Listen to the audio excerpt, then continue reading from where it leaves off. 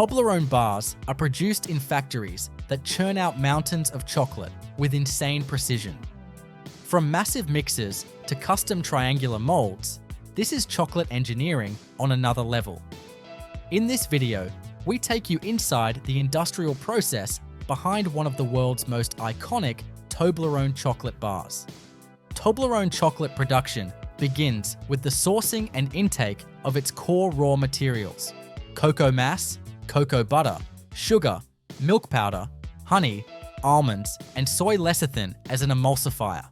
The distinct taste of Toblerone, known for its smooth Swiss milk chocolate interspersed with chewy nougat and honey almond notes, relies on both the precision of ingredient handling and the consistency of every preparation stage. The factory intake process starts with the arrival of these ingredients at the manufacturing plant's loading bay.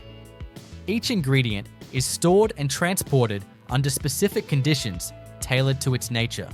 For example, cocoa mass and cocoa butter, which are highly sensitive to temperature and oxidation, are delivered in thermally stabilized containers that keep them in a semi-solid state.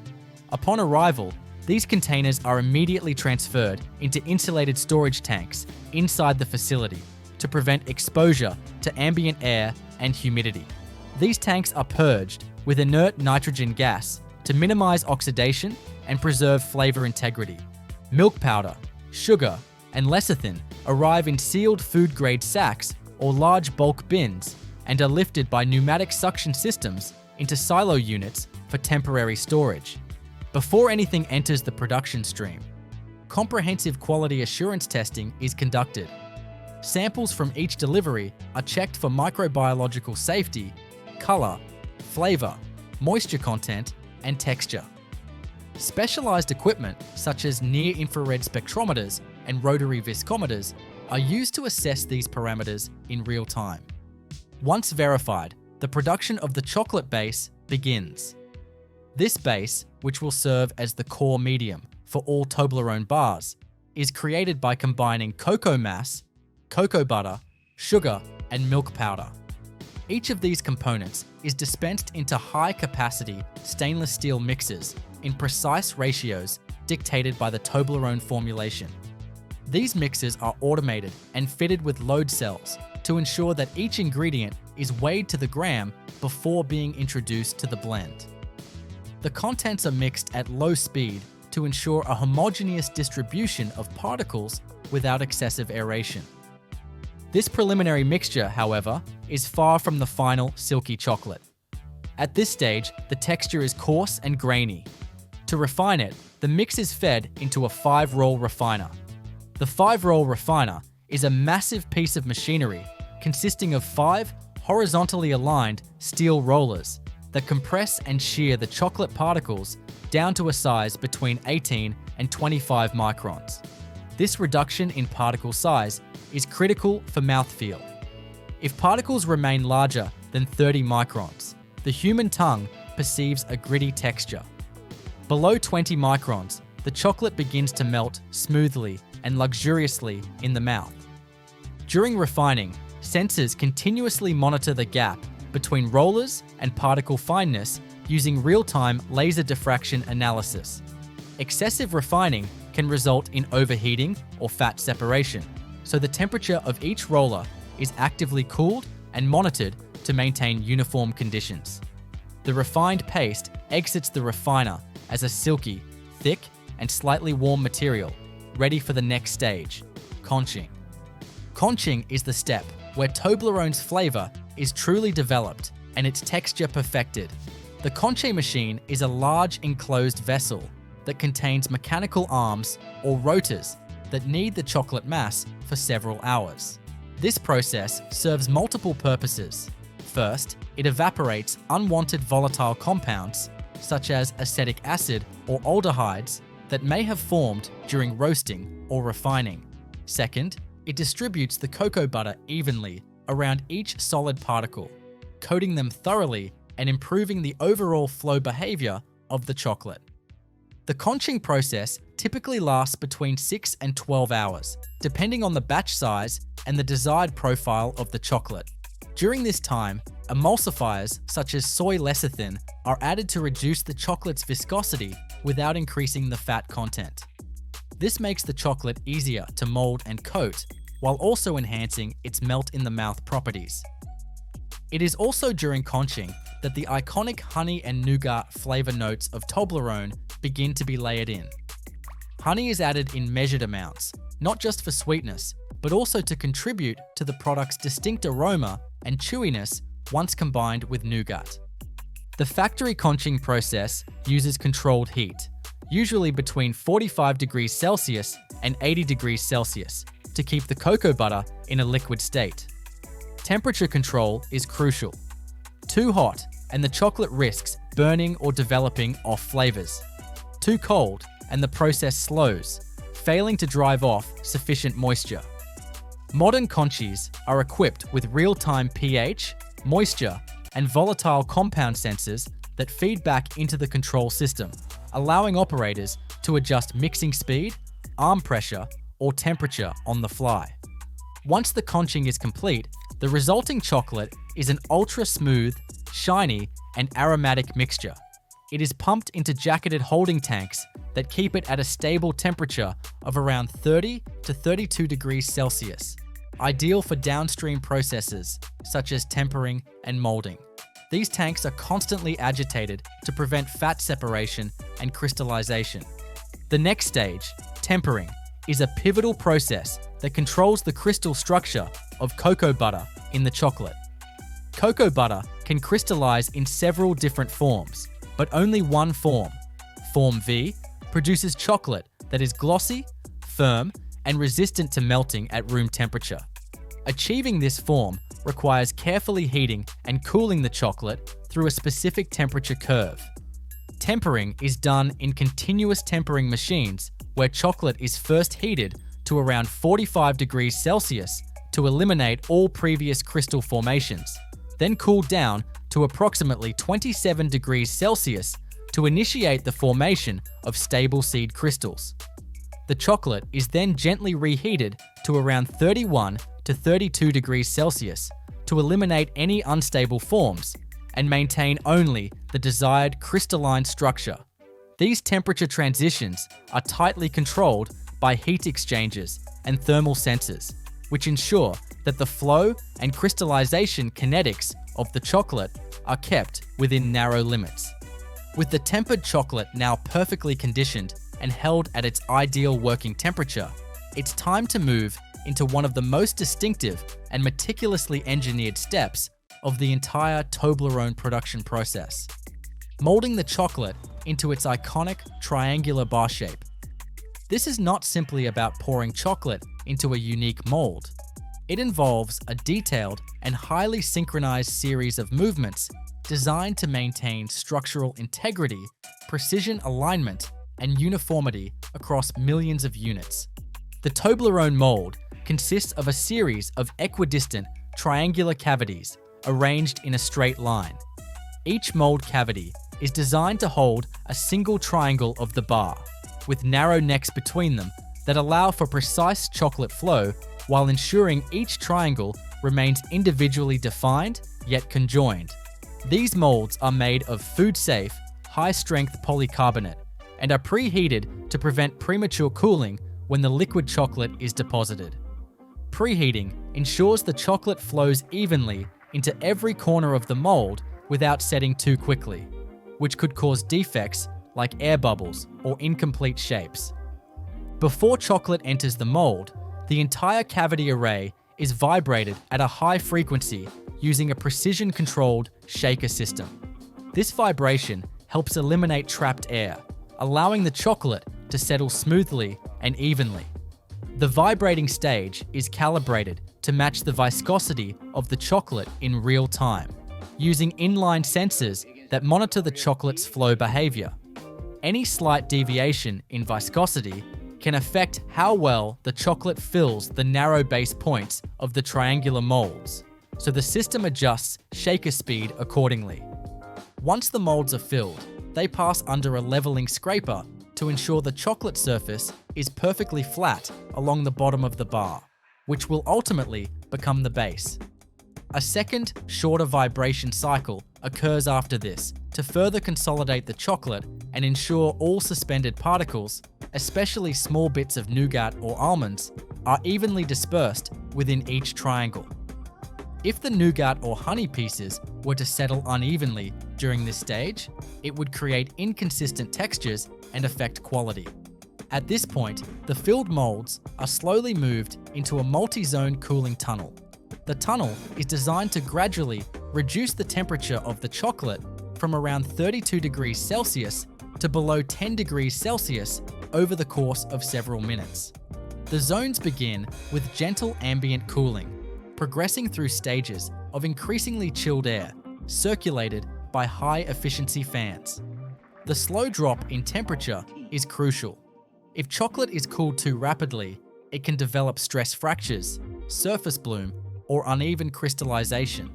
The cooling system is monitored constantly using digital thermometers, hygrometers, and flow sensors to guarantee uniform airflow and humidity across every inch of the tunnel.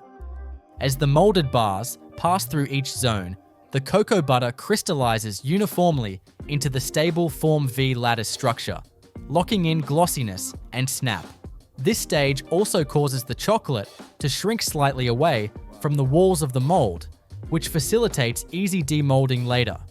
Once the bars exit the cooling tunnel, they are still within the molds, but now fully solidified and dimensionally stable. Next, the demolding process begins. The molds are inverted onto conveyor belts equipped with soft silicone pads that cushion the fall of each bar as it's ejected. Demolding can be done either pneumatically, where jets of compressed air push the back of the mold to dislodge the bar, or mechanically, using plungers that gently press the chocolate out. In either case, sensors monitor the success rate of ejection, and any mold that fails to release the bar is automatically sent to a rework line. Once the Toblerone bars are released from the molds, they are briefly passed through an inspection station where machine vision systems check for mold, fill consistency, breakage, surface defects, and geometric conformity. High-resolution cameras and laser profiling tools compare each bar against stored 3D models. Bars that fall outside tolerance thresholds are marked for reprocessing, where they will be remelted and reintegrated into the production line. The successfully molded and cooled bars now enter the next phase, packaging.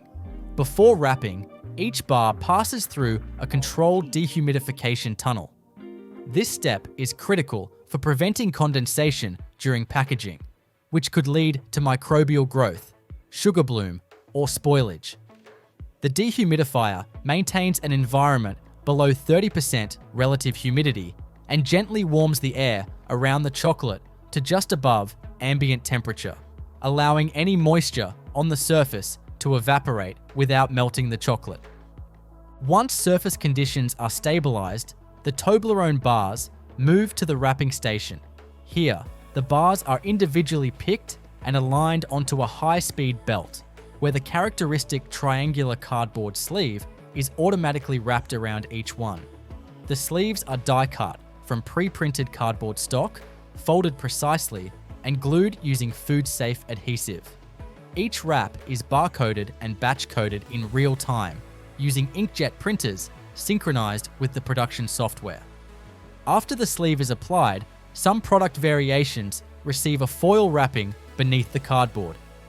The foil is cut from gold-colored rolls and folded tightly around the chocolate by robotic arms using pre-programmed pressure patterns that ensure coverage without crushing the delicate points of the triangles. The foil serves as an oxygen and light barrier to prolong shelf life, especially for Toblerone products destined for warmer climates or long export journeys. Every wrapped bar is now scanned and weighed by automated inspection stations. Any unit that falls below or exceeds target weight, accounting for chocolate and packaging, is removed from the line for manual inspection.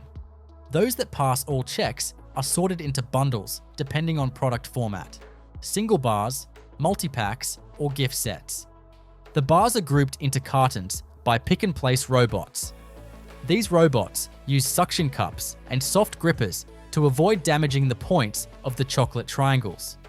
The cartons are then sealed, labeled with lot and traceability data, and stacked into master cases. Each master case is assigned a tracking code and loaded onto pallets using robotic palletizers programmed for maximum cube efficiency and stability. These pallets are then wrapped with stretch film and stored in temperature-controlled warehouses. Warehouse conditions are kept between 16 degrees Celsius and 18 degrees Celsius, with less than 50% humidity to prevent bloom and preserve texture. Pallets are logged into a central warehouse management system that coordinates batch rotation using FIFO principles, ensuring freshness upon delivery. Now that the Toblerone bars have been successfully molded, inspected, and packaged into their iconic triangular sleeves, the next stages of the factory operation transition from chocolate engineering into full-scale logistics, global adaptation, and product diversification, all of which require just as much planning, precision, and technical orchestration as the earlier phases of the chocolate creation itself. The journey from packaged bar to store shelf begins in the factory's outbound logistics area, where every finished pallet is scanned into the warehouse management system. The system integrates with enterprise resource planning software to track inventory levels, prioritize shipping based on destination climate, customs requirements, and expiration dates, and coordinate loading dock activity to maximize efficiency and avoid bottlenecks. At this point, temperature control becomes a dominant concern. Because chocolate is sensitive to thermal shock and prolonged exposure to high humidity or temperatures, all shipments are required to pass through insulated loading bays equipped with temperature buffering systems. These systems maintain consistent conditions even as trucks are loaded, preventing any temporary environmental spikes that might affect product integrity. For shipments destined for nearby distribution centers within a 200-kilometer radius, standard refrigerated trucks are used. These trucks are pre-cooled to the exact storage requirements, typically 16 to 18 degrees Celsius, and each one is fitted with temperature loggers and GPS tracking units that upload data to the central logistics server in real time. Any deviation in internal truck temperature during transit is flagged automatically, prompting quality control checks upon arrival. For export shipments, particularly to regions like Southeast Asia, Africa, or South America, Toblerone products are loaded into refrigerated shipping containers with independent power units, ensuring continuous cold chain conditions during ocean transport that may span up to 3 weeks.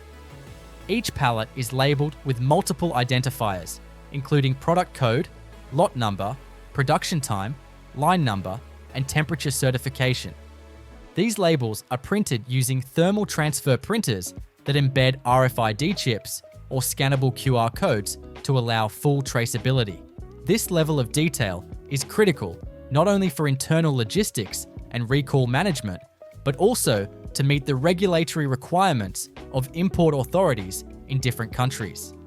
For instance, Gulf countries may require halal certification to be attached to the consignment, while Japan may demand documentation showing compliance with their unique food additive regulations. Toblerone's global logistics strategy is thus heavily embedded in regulatory compliance, with dedicated teams managing certification, customs documentation, and export logistics. Back within the facility, the production line doesn't operate in isolation. It's part of a broader, synchronized network of production scheduling. Toblerone is not produced as a single SKU, but in a wide variety of formats, each requiring slightly different processing configurations. These include the classic 100-gram bar, 50-gram snack bar, 360-gram gifting box, tiny 12.5-gram miniature pyramids, and specialty editions like white chocolate or dark chocolate variations. Each variation has a specific recipe profile, mold configuration, cooling requirement, and packaging format.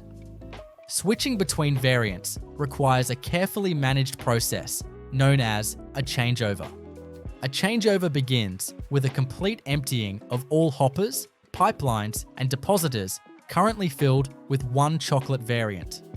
The equipment is flushed using tempered cocoa butter or neutral chocolate mass to clear residual flavors and prevent cross-contamination. Then, the line undergoes a clean-in-place cycle involving detergent wash, water rinse, and final steam sanitization. Sensors measure residual proteins and fats in rinse water to confirm cleanliness. Only after quality control confirms a clean system does the new variant's ingredients enter the production stream. Changeovers also affect the molding system. For example, miniature Toblerone shapes are molded using smaller polycarbonate trays that are swapped in with robotic carriage systems. These molds pass through the same preheating, filling, vibration, and cooling steps as their larger counterparts, but on accelerated cycles due to their reduced volume and mass. The packaging system, too, must adapt. Larger bars require stronger folding cartons with inner trays, while minis are often flow-wrapped and placed into pouches or mixed assortment boxes. To handle this, the line includes modular packaging equipment that can be reprogrammed within minutes using preset SKU profiles. Operators scan a barcode for the new SKU, and all conveyor speeds, arm timing, and print data update automatically. A parallel stream of work takes place in Toblerone's research and development lab, often co-located with the factory or within the company's broader innovation campus. Here, food technologists and process engineers develop new flavor profiles, test alternative sweeteners, and design special edition runs tailored to holidays, partnerships, or regional taste preferences. For example, a limited edition bar infused with salted caramel may require different sugar crystallization controls, or a Ramadan edition might include date extract and modified packaging with Arabic text.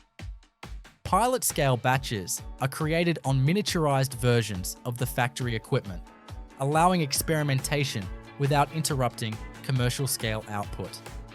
Every new recipe that graduates from R&D to factory production goes through a phase called scale-up validation.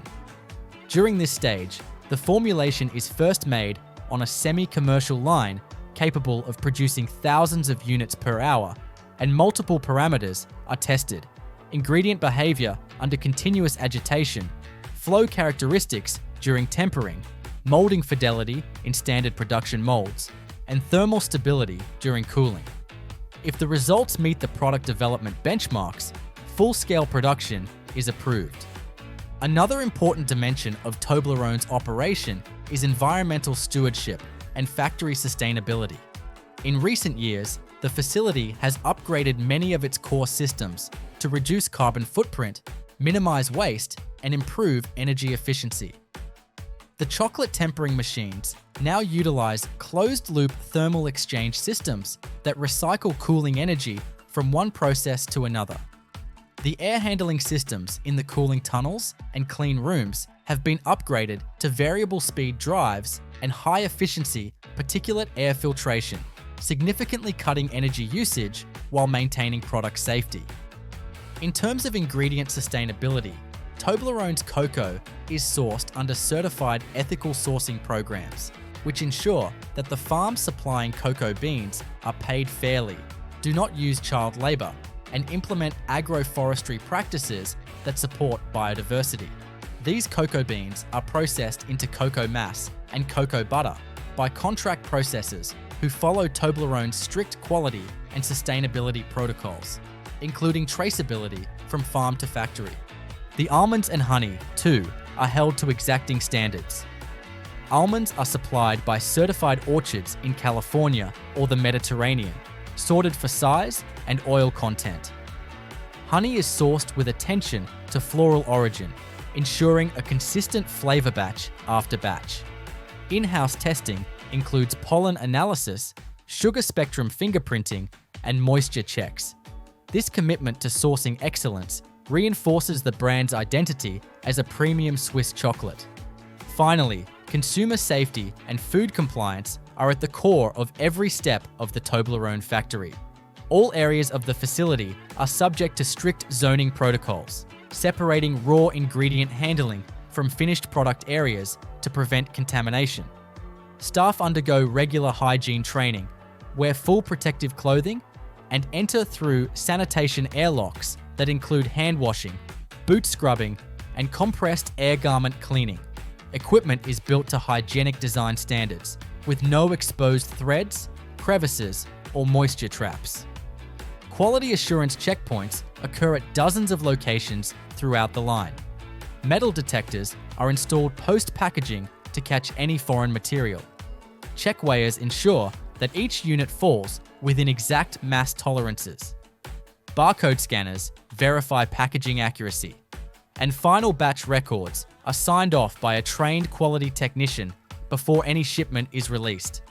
Even the slightest anomaly, an over-tempered batch, a slightly tilted mold, a misaligned wrapper, is caught, logged, and addressed through a root cause analysis process. Every detail matters because Toblerone is not simply a chocolate bar.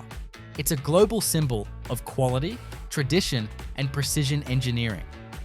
What looks like a single, satisfying triangle is actually the result of hundreds of synchronized decisions, operations, and technologies that function in harmony to deliver an unchanging standard of excellence.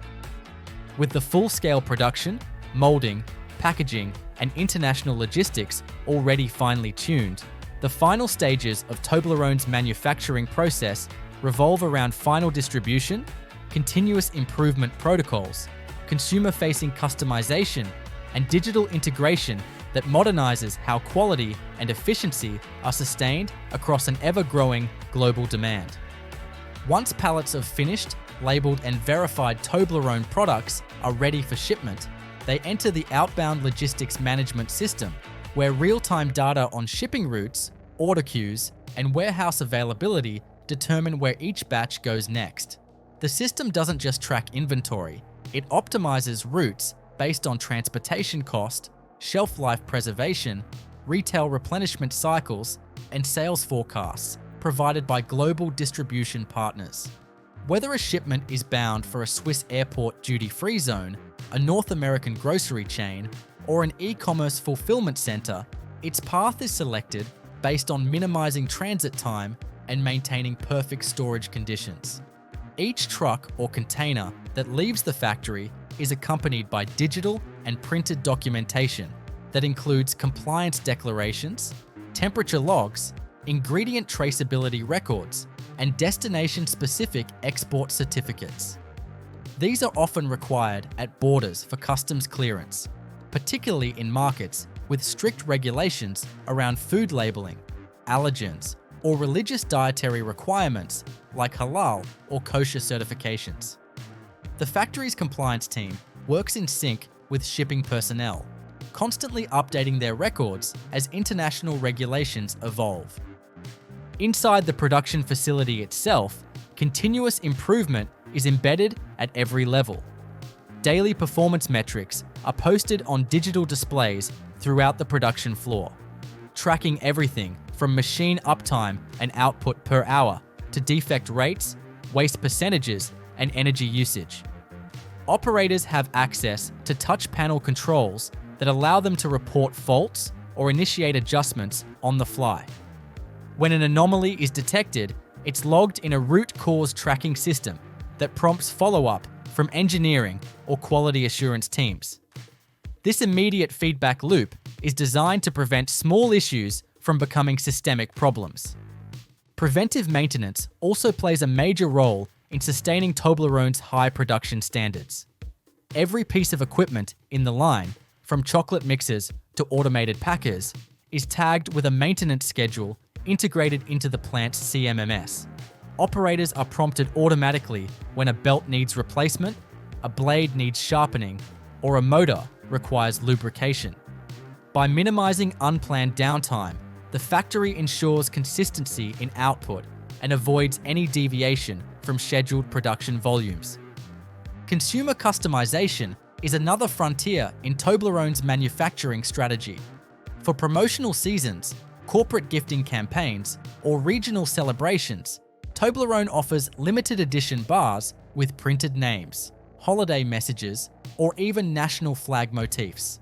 The industrial production of Butterfinger candy bars begins with a meticulous foundation rooted in ingredient selection, bulk storage logistics, and precision heating processes that set the stage for its signature crispy texture.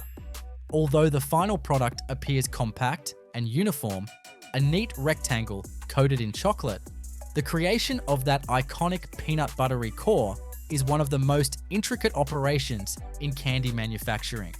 It demands exact temperature controls, strict layering sequences, and mechanical consistency, all orchestrated in massive, state-of-the-art candy plants. To fully understand how Butterfinger bars are made, it's essential to begin with the very first stage: the receiving, handling, and preparation of raw ingredients. The process starts at the factory intake bay, where key dry and liquid ingredients are delivered by a combination of tanker trucks and palletized bulk bags. The primary dry ingredients used in the Butterfinger base include granulated sugar, cornflakes or a similar crisped cereal base, and a specially formulated peanut butter compound. On the liquid side, glucose syrup, invert sugar, and oil-based flavoring agents are delivered in stainless steel tankers and unloaded into sealed holding tanks. Before anything is approved for use on the production floor, each batch is subjected to a thorough inspection and testing procedure by in-house quality assurance technicians. Dry ingredients such as sugar and cereal base are offloaded from super sacks into hopper systems connected to enclosed pneumatic conveyors. These conveyors transfer the ingredients directly into gravity-fed storage silos or intermediate feed bins. These bins are fitted with level sensors, HEPA air filtration units, and vibration agitators to ensure an even flow without bridging or clumping. Each ingredient is tagged and catalogued digitally so that it can be traced to every batch of Butterfinger that it contributes to. The peanut butter used in Butterfinger bars is no ordinary peanut butter. It's a specially engineered blend with reduced moisture and a higher oil content to enhance both texture and shelf stability. This peanut butter arrives in heated bulk containers to keep it fluid. Once inside the factory, it's transferred through heated jacketed piping systems directly to holding kettles located near the forming area. Each kettle is equipped with agitators that keep the peanut butter homogenized and prevent separation. Before the bar's layered core can be formed, the manufacturing line must prepare a brittle-like sugar mixture. This is not a standard caramel or toffee base. It's a unique cooked sugar blend designed to shatter and flake when bitten, giving Butterfinger its crunchy, crumbly texture.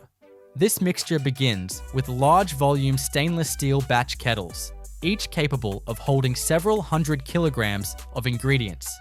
These kettles are heated via indirect steam jackets to prevent scorching and are controlled using a feedback loop from temperature probes inserted into the syrup mass. The sugar, glucose syrup, and invert sugar are combined with water in precise ratios and heated to between 140 degrees Celsius and 150 degrees Celsius. The goal is to reach the hard crack stage, where the sugar structure will set into a brittle matrix upon cooling. This requires not only close temperature control, but also careful moisture reduction. Ventilation hoods above the kettles capture the escaping steam, and vacuum systems may be applied during certain stages to lower the boiling point and avoid degradation of flavor compounds. While the sugar mass is heating, the peanut butter compound is maintained in its own heated holding tanks at a much lower temperature, usually between 40 degrees Celsius and 50 degrees Celsius, just warm enough to remain pourable without damaging the peanut proteins or altering the flavor profile. The key to Butterfinger's flaked interior is a rapid layering of the hot sugar syrup with thin sheets of warm peanut butter, folded together and manipulated into a stratified structure that can later be sliced and enrobed. This layering process takes place on a specialized lamination belt, an integral part of the candy bar's forming line. The hot-cooked sugar mass is poured onto a preheated steel belt, where it is quickly spread into a thin, consistent sheet using a series of angled metal doctor blades.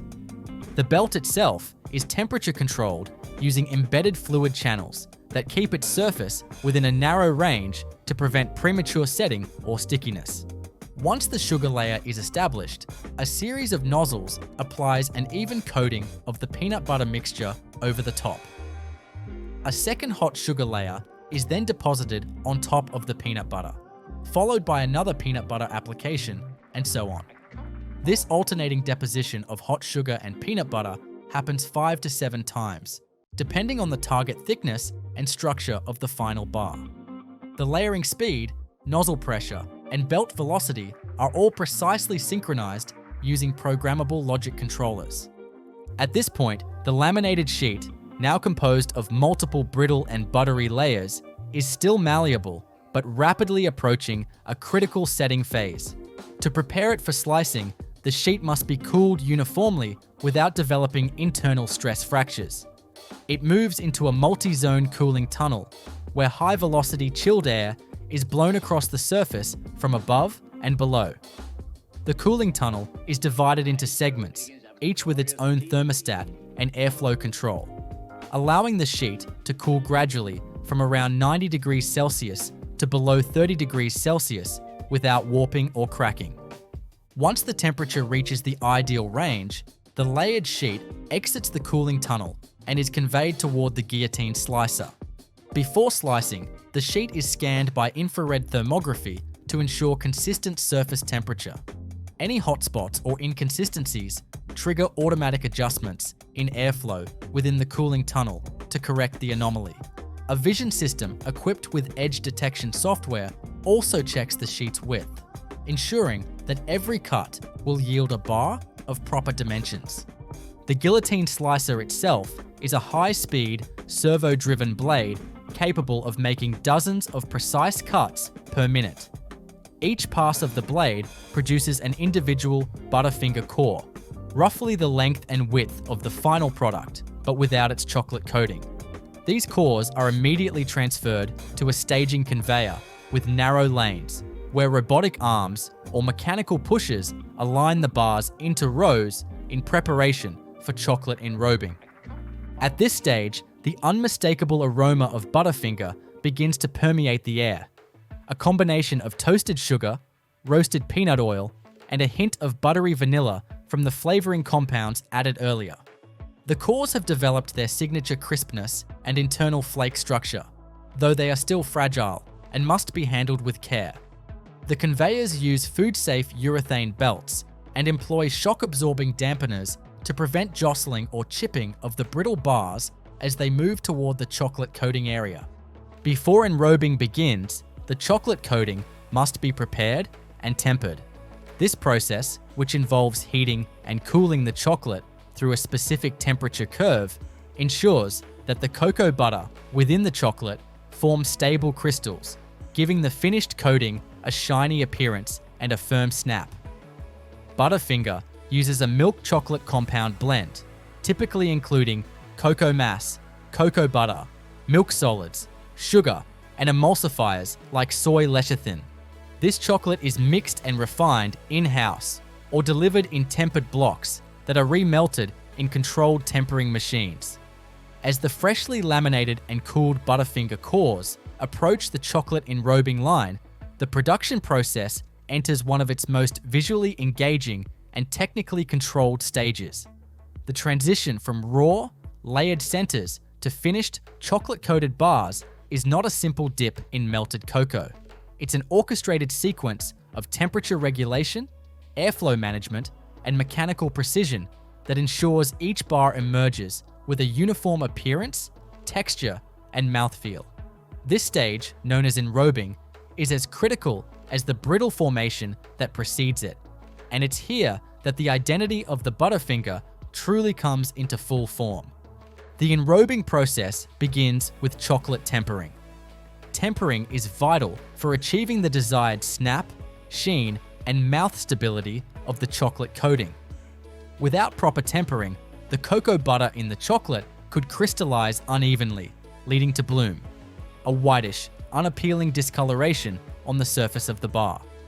In Butterfinger's high-volume production lines, chocolate tempering is conducted using continuous tempering machines capable of processing hundreds of kilograms of chocolate per hour. These machines operate in a three-stage process. The chocolate is first heated to approximately 45 degrees Celsius to fully melt all fat crystals. Next, it is cooled down to around 27 degrees Celsius to initiate the formation of stable type 5 cocoa butter crystals, the ones responsible for glossy appearance and smooth texture. Finally, the chocolate is gently reheated to about 30 to 31 degrees Celsius for milk chocolate, just enough to make it fluid enough for coating while retaining the desired crystalline structure. This reheated chocolate is then pumped directly into the enrobing machine, where it is held in a tempering buffer tank under continuous agitation to prevent crystal breakdown.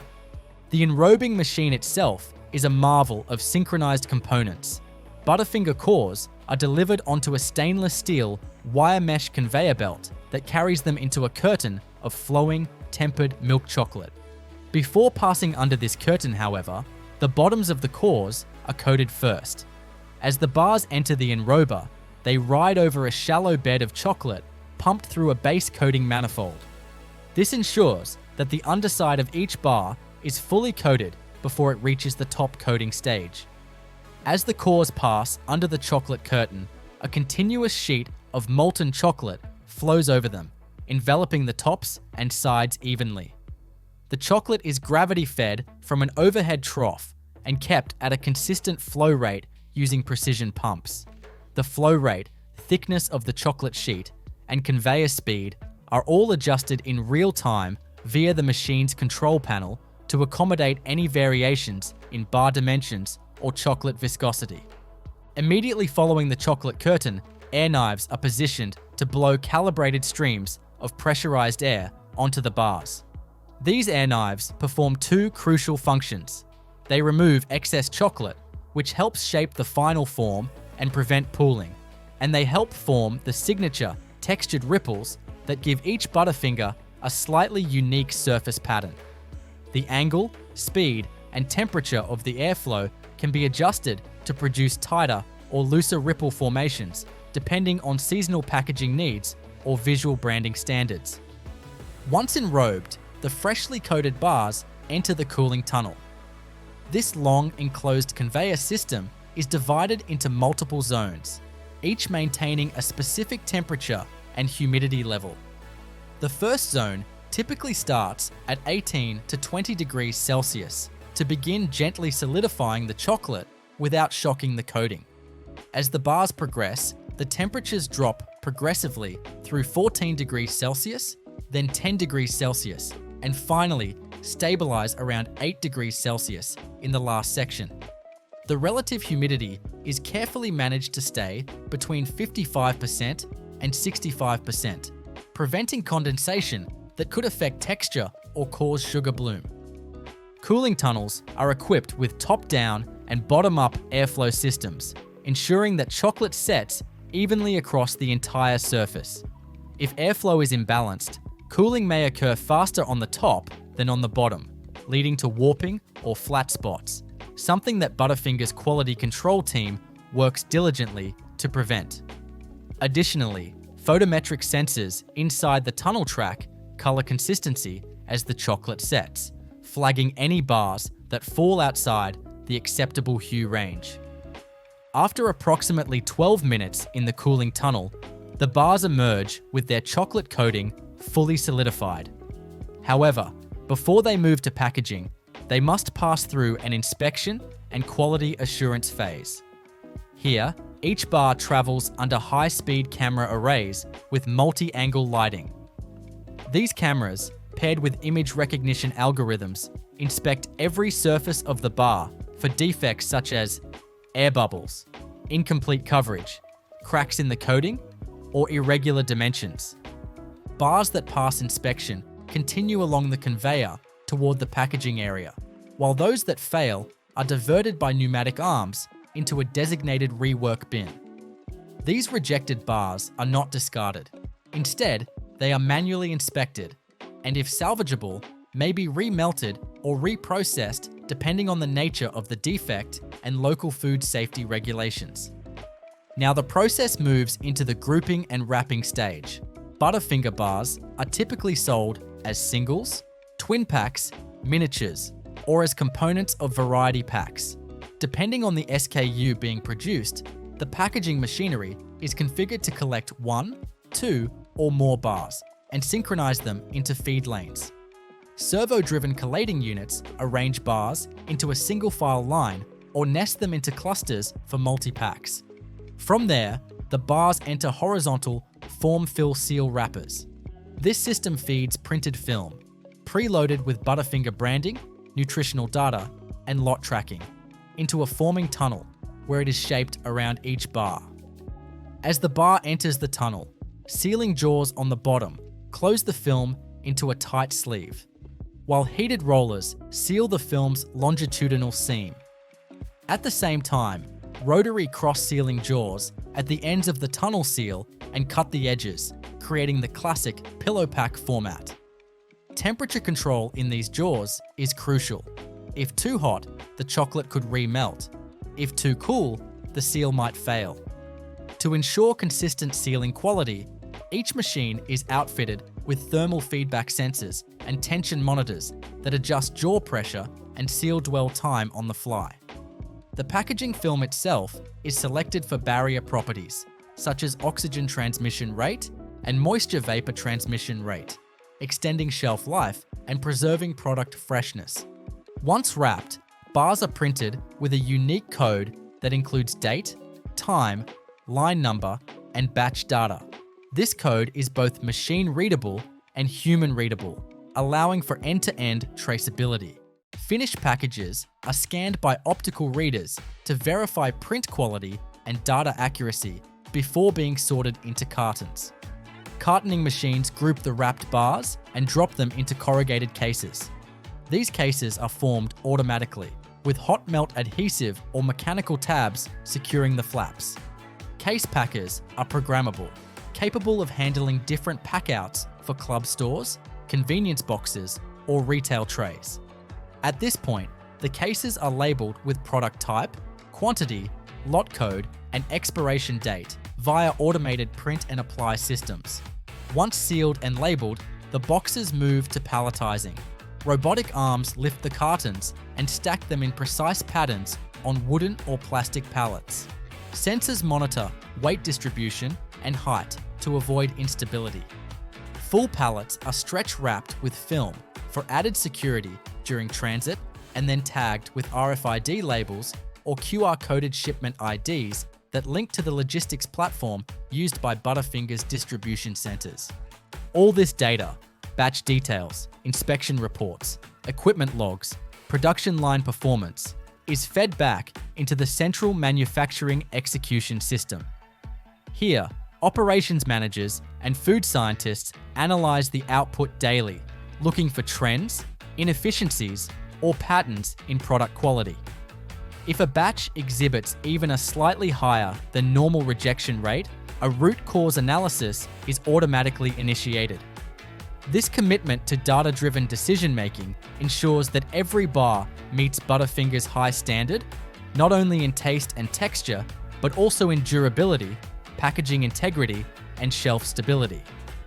Having now completed the stages of core formation, chocolate enrobing, cooling, inspection, and packaging, the Butterfinger bar is just about ready to leave the factory.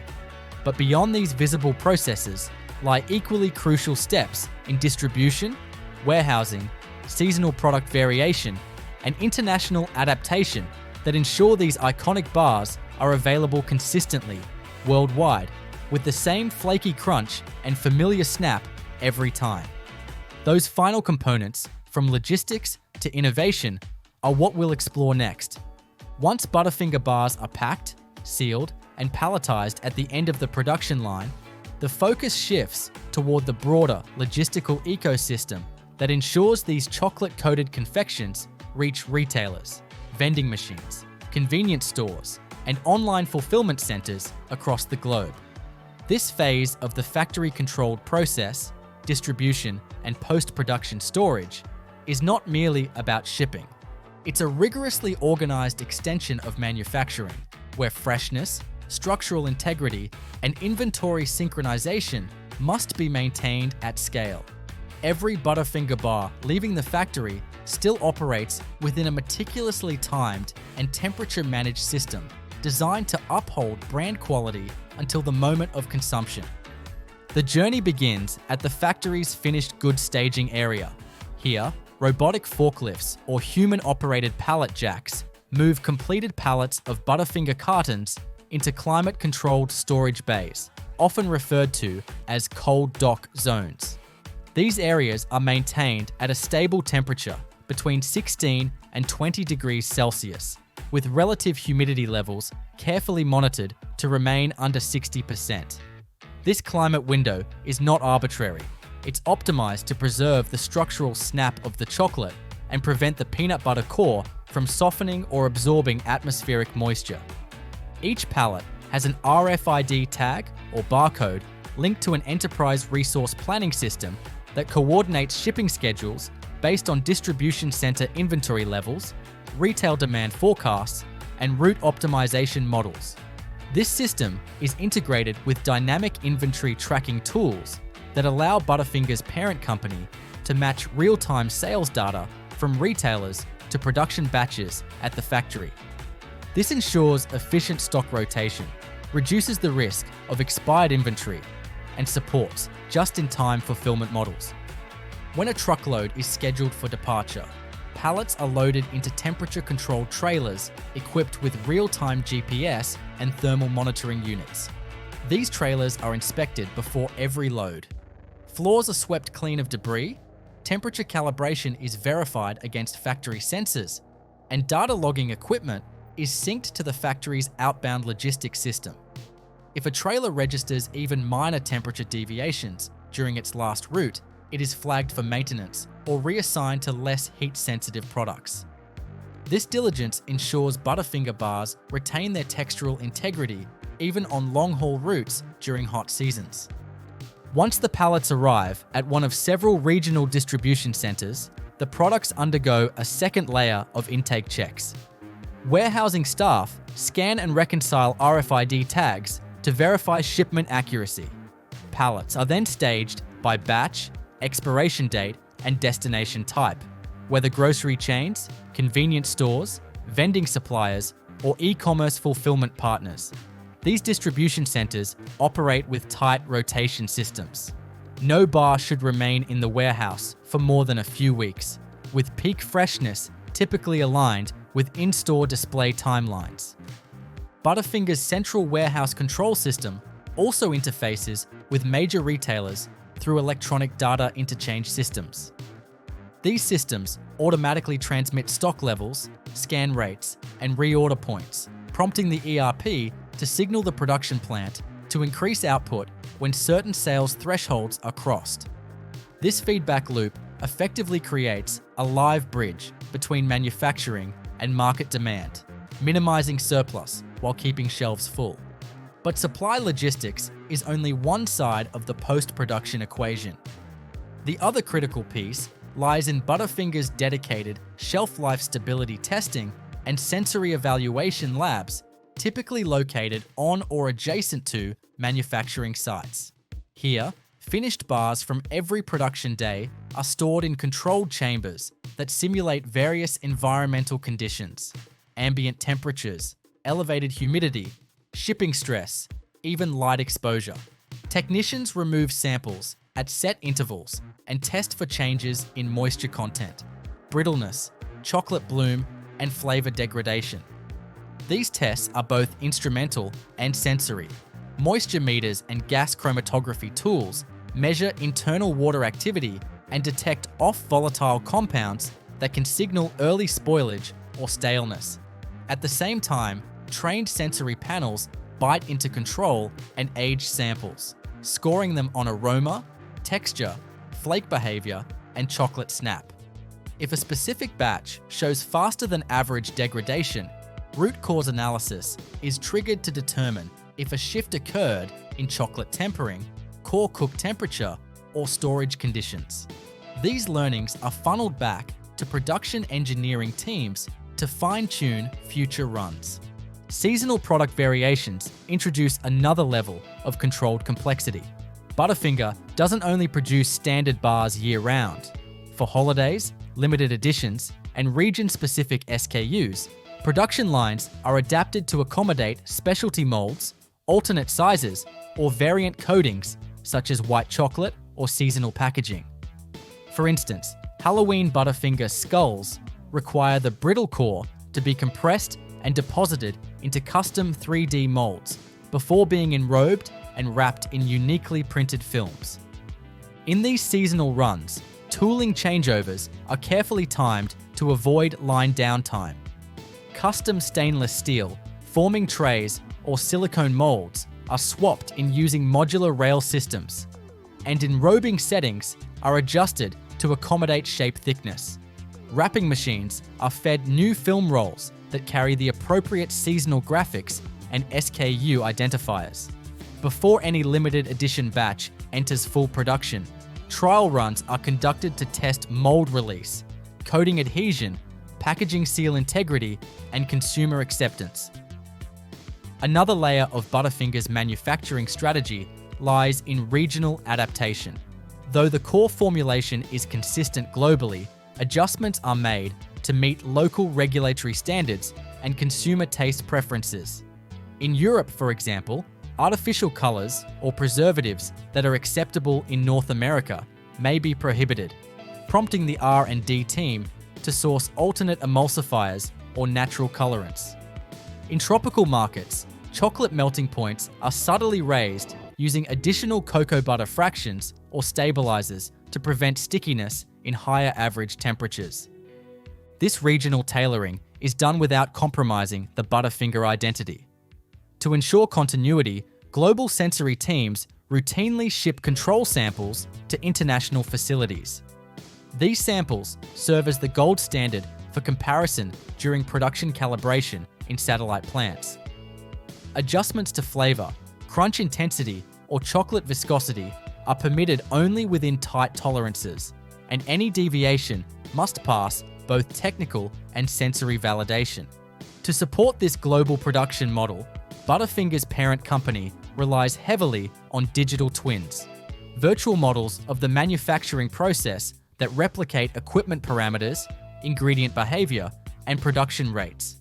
These twins are fed with live factory data to simulate how changing one variable, say a different peanut butter supplier, might affect brittle formation, chocolate adhesion, or packaging volume. These simulations allow the operations team to predict production impacts before implementing physical changes, saving time, materials, and minimizing waste. Sustainability is another factor being increasingly integrated into Butterfinger's manufacturing and logistics pipeline. Many facilities have shifted to closed-loop water systems that recover and reuse processed water from cooking and cleaning operations. Chocolate waste, such as trimmings or rejected enrobed bars, is reprocessed under controlled conditions and reintroduced into non-premium products or used in internal training runs to calibrate machinery without wasting new raw material. Packaging materials are increasingly made from recyclable or post-consumer resin films, and carton designs are optimized for cube efficiency, allowing more units per pallet and reducing carbon emissions during transport. Every phase of Butterfinger's life, from the moment sugar is cooked to the second a bar lands in a shopper's hand, is governed by layers of automation, validation, and feedback. Even at the retail level, the company tracks barcode scans and customer reviews, linking that consumer data back to production lots to assess whether perceived freshness or textural issues correlate with specific runs. The journey begins with the sourcing of raw ingredients and extends through roasting, grinding, conching, tempering, molding, and packaging, all carefully orchestrated to deliver Hershey's signature taste and texture in every bar. The process starts at the very beginning of the supply chain, the harvesting and sourcing of cocoa beans. Hershey sources its beans primarily from West Africa, including countries like Côte d'Ivoire and Ghana, where cocoa trees grow in tropical climates. Once harvested, the beans are fermented under banana leaves or in wooden boxes for several days. This crucial step develops the deep chocolate flavor. After fermentation, the beans are sun-dried, sorted for quality, and bagged for export. Upon arrival in the US, Hershey's manufacturing facility inspects every shipment, checking for size, moisture content, and the absence of mold or pests. The beans are then conveyed into the cleaning and sorting machinery, where they pass through vibrating sieves, pneumatic suction tubes, and magnetic separators. This removes twigs, stones, dust, and any metallic particles. The cleaned beans are stored in large silos, kept dry and temperature controlled to preserve freshness. From here, they enter the roasting stage, which is one of the most important parts of flavor development. In the roasting stage, cocoa beans are fed into large rotating drums that heat them to between 120 and 150 degrees Celsius for about 30 minutes. The temperature and duration are carefully adjusted depending on the bean variety and flavor profile desired. During roasting, volatile acids are reduced and deep chocolate notes are intensified. The process also loosens the shells from the nibs, the edible inner part of the bean. As the roasted beans exit the drums, they move into the winnowing machine. The winnowing process uses high-speed fans and friction rollers to crack the roasted beans and separate the lighter shells from the heavier nibs. The result is a large volume of cocoa nibs, the pure form of chocolate, which are then transferred to grinding mills. These heavy-duty industrial grinders reduce the nibs into a thick, brown liquid called chocolate liquor or cocoa mass. Although the term liquor might sound alcoholic, it refers here to the liquefied state of cocoa solids suspended in cocoa butter due to the heat generated during grinding. Next, Hershey separates the chocolate liquor into cocoa butter and cocoa solids using hydraulic presses. The cocoa butter is a pale yellow fat that contributes to the creamy mouthfeel of chocolate, while the cocoa solids are rich in flavor. Hershey stores both components separately in stainless steel vats. For milk chocolate, which is the company's primary product, the recipe also calls for sugar, milk, lecithin, and flavoring ingredients like vanillin. One of Hershey's defining characteristics is its use of fresh milk, a distinguishing factor that sets it apart from European chocolatiers who often use powdered milk. In fact, Hershey operates its own dairy processing facilities in Pennsylvania. The milk is condensed and cooked with sugar to form a sweet, caramelized base that's blended with chocolate liquor and cocoa butter. This mixture is the beginning of Hershey's signature milk chocolate formula. This blend is then dried into chocolate crumb, a key intermediary unique to Hershey's process. The crumb is a dry, flaky mixture of milk solids, sugar, and chocolate liquor. It's stored in silos and later rehydrated with cocoa butter and emulsifiers during the refining stage. Creating crumb allows for a longer shelf life of the milk solids and helps develop the brand's distinctive, slightly tangy, malty flavor due to controlled milk fat breakdown during the crumb formation. Next comes refining, where the crumb and cocoa butter are combined and passed through a series of steel rollers. These rollers gradually reduce the particle size of sugar and cocoa to less than 30 microns. This fine reduction is critical for achieving the smooth mouthfeel of chocolate. If particles are too large, the texture becomes gritty. Too small, and it can feel pasty or dull on the tongue. The mixture exits this stage as a smooth, semi-fluid paste, ready for the next critical transformation, conching. In the conching process, the chocolate paste is agitated in large conche machines, steel troughs with granite or metal rollers that knead, heat, and aerate the chocolate continuously for up to 72 hours. This stage allows for further evaporation of unwanted volatile acids, the smoothing out of flavor edges, and the development of chocolate's rich, complex notes. The friction in conching also ensures the even distribution of cocoa butter, giving Hershey's chocolate its desirable melt-in-your-mouth quality. After conching, the chocolate is tempered.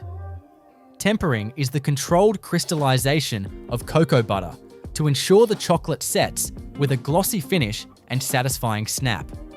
Hershey employs large-scale automated tempering units that carefully heat and cool the chocolate through a series of steps, bringing it down from around 45 degrees Celsius to 31 to 32 degrees Celsius for milk chocolate.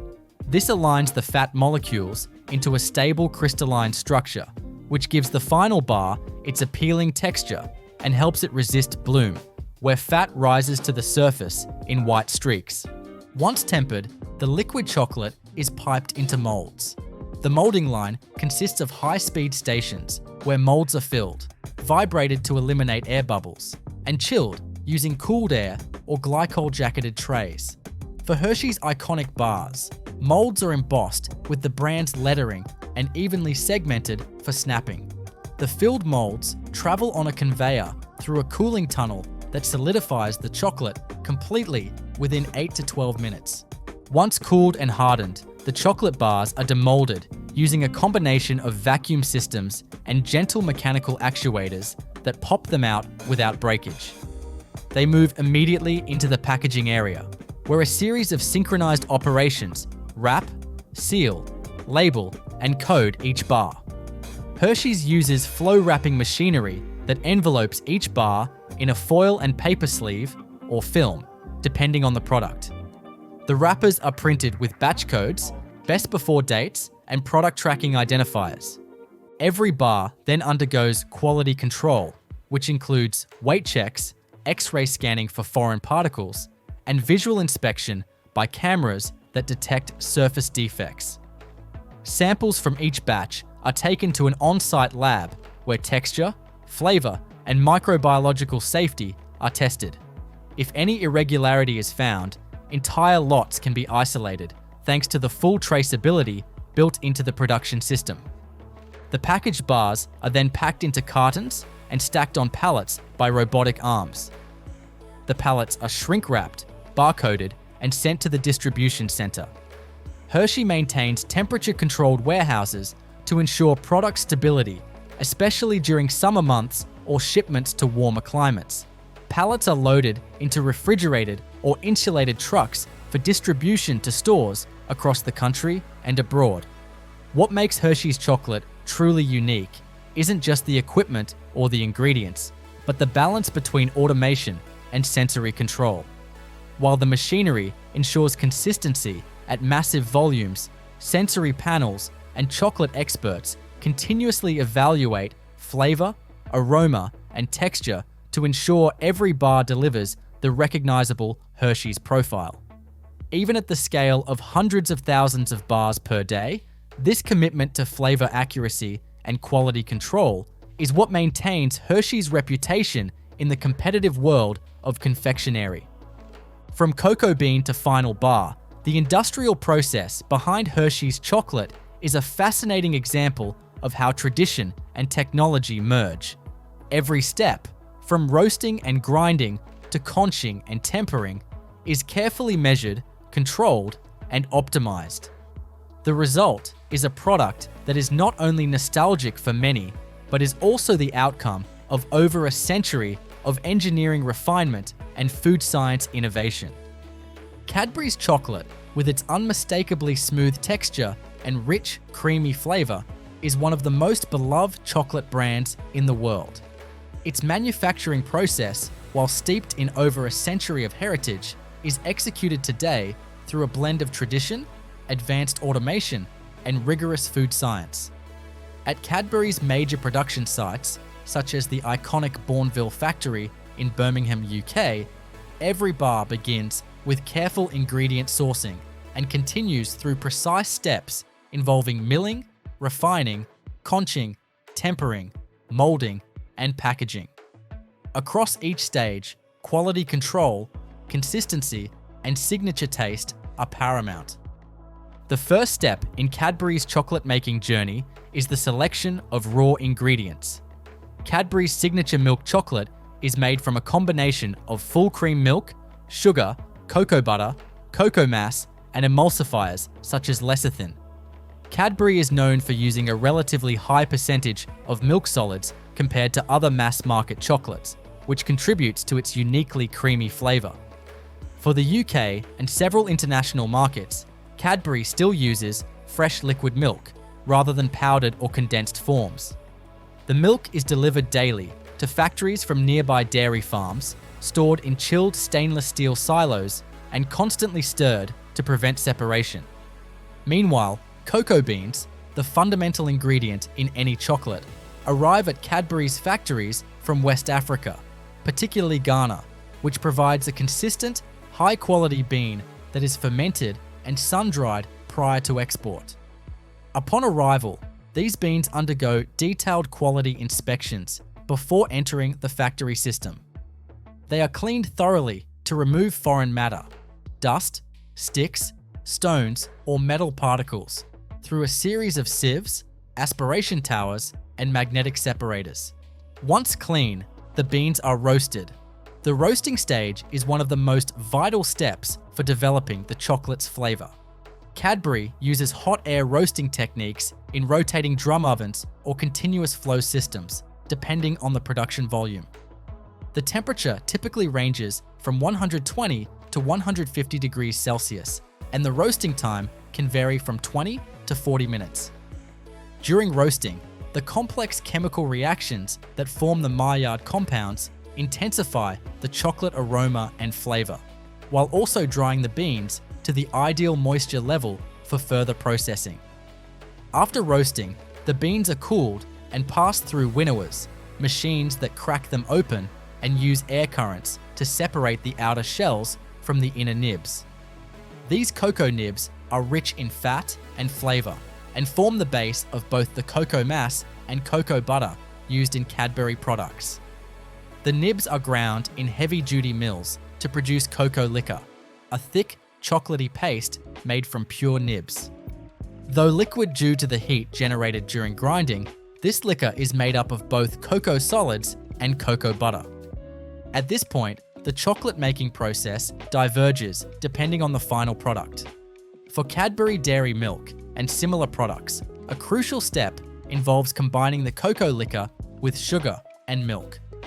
Cadbury's defining feature is its use of fresh milk, which undergoes its own separate treatment. The milk is condensed with sugar in heated vacuum evaporators, producing a thick, rich liquid. This mixture is then blended with cocoa liquor and cocoa butter to create a homogeneous chocolate base. In traditional British-style chocolate making, as Cadbury does, this mixture is then dried into what is known as milk chocolate crumb. This dry crumb is unique to Cadbury and imparts a signature caramelized, malty undertone that distinguishes it from chocolates made with powdered milk or Swiss-style processing. The crumb is produced by drying the combined milk, sugar, and chocolate mixture in large drum dryers or vacuum drying systems, resulting in a sandy, dry granule that is easy to store and rehydrate in later stages. The crumb is stored in large silos until needed. When it's time to produce finished chocolate, it is remixed with additional cocoa butter, sometimes more cocoa liquor depending on the product, and emulsifiers like lecithin. This mixture is then passed through refining rollers, a series of 5 steel cylinders that reduce the particle size of the sugar and cocoa solids. The aim is to reach a uniform particle size of around 20 to 30 microns. This gives the chocolate a smooth texture without feeling gritty on the tongue. Particle size is verified using laser diffraction particle analysis systems to ensure consistency across every batch. Once refined, the chocolate enters the conching stage, named after the shell-like shape of early conching machines. This process involves mixing, shearing, and aerating the chocolate over several hours, anywhere from 4 to 24 hours, depending on the product. Conching removes volatile acids, unwanted moisture, and any rough flavor edges. Cadbury uses both traditional longitudinal conches and modern rotary conches, depending on the scale and specific chocolate formulation. During this time, the texture becomes silkier, and the flavor deepens and rounds out. Following conching, the chocolate is transferred to the tempering line, one of the most delicate and technically controlled stages in chocolate manufacturing. Tempering involves carefully cooling and reheating the chocolate to encourage the formation of stable cocoa butter crystals, which give chocolate its shiny appearance and clean snap. Improper tempering can result in chocolate bloom, a whitish, dull coating caused by fat separation. Cadbury's tempering machines operate in a closed-loop system, cycling chocolate through a precisely controlled thermal curve. Advanced digital sensors monitor viscosity, temperature, and flow characteristics to ensure optimal temper structure. Once tempered, the chocolate is ready for molding. Cadbury's high-speed molding lines pour the liquid chocolate into molds made of polycarbonate or food-grade stainless steel, depending on the product. The molds pass over vibration plates to eliminate air bubbles and ensure even distribution. The filled molds then travel through a cooling tunnel that gradually reduces their temperature to solidify the chocolate without causing stress fractures. This ensures a uniform, glossy appearance and the correct snap when broken. Demolding is performed using vacuum lifters or gentle mechanical knockers, depending on the mold shape. For filled products like Cadbury cream eggs or caramel bars, the process includes an additional step. Shell molds are created by partially filling and spinning molds to create a cavity, which is then filled with the flavored fondant or caramel using precision depositor heads. These centers are allowed to partially set before a chocolate-based layer is applied, and the molds are fully sealed, then cooled and demolded just like solid bars. Once the chocolates are demolded, they move directly to the packaging lines. Here, automated machinery wraps individual bars in foil and branded sleeves or flow wraps them in film. The packaging materials are printed with batch codes, expiry dates, and traceability data. Optical scanners and X-ray systems perform real-time quality checks, looking for surface imperfections, air gaps, or foreign matter. Any product not meeting the strict standards is ejected from the line automatically. The wrapped bars are then grouped into cartons or multi-packs, which are robotically packed into shipping cases. These cases are barcoded, palletized by robotic arms, and shrink-wrapped for shipping. Pallets are stored in temperature-controlled distribution centers until they are shipped out to retailers. The entire inventory system is managed using enterprise-grade software that tracks each chocolate bar from production to warehouse to store shelf. What distinguishes Cadbury's industrial chocolate production from others isn't just its recipe, but its integration of craftsmanship and automation. Despite being a global brand, producing millions of bars per week, Cadbury maintains tight control over flavor, texture, and appearance through every stage, from the exact ratio of milk solids to the particle size in refining and the thermal curves of tempering. Every sensor, every conveyor, and every batch record plays a part in delivering a final product that's as familiar as it is meticulously engineered. Even sustainability is built into the process. Cadbury's factories are gradually moving toward carbon neutrality, with newer systems recovering heat from roasting for use in conching, and solar panels offsetting daytime energy use. Additionally, cocoa is increasingly sourced through the Cocoa Life program, which promotes fair trade, farm productivity, and community development in West Africa. In the end, every Cadbury dairy milk bar is a result of over a century of refinement, rooted in British chocolate-making tradition, but carried out in some of the most sophisticated food production environments in the world. From fresh milk and raw cocoa to the purple-wrapped bar, every step reflects a balance of nostalgia and precision, heritage and innovation. Mars chocolate bars, instantly recognizable by their dark chocolate coating, nougat core, and caramel layer, are manufactured through one of the most highly refined industrial processes in the global confectionery world. While the experience of biting into a Mars bar feels simple and indulgent, the behind-the-scenes production is anything but. It requires precision control of temperatures, flow rates, ingredient ratios, and mechanical handling, executed across multiple synchronized systems in high-speed, high-volume manufacturing plants. The entire process, from raw ingredient reception to molded bars in wrapped form, is designed for repeatability, safety, and sensory consistency, ensuring every Mars bar tastes identical to the last, whether it's made in the UK, the US, or elsewhere.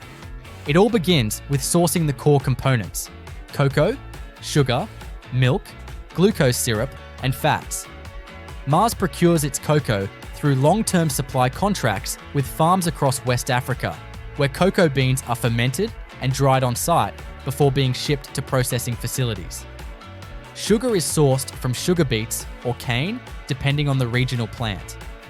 The milk component often comes in the form of milk powder or condensed milk, chosen for stability and easier integration into industrial formulations.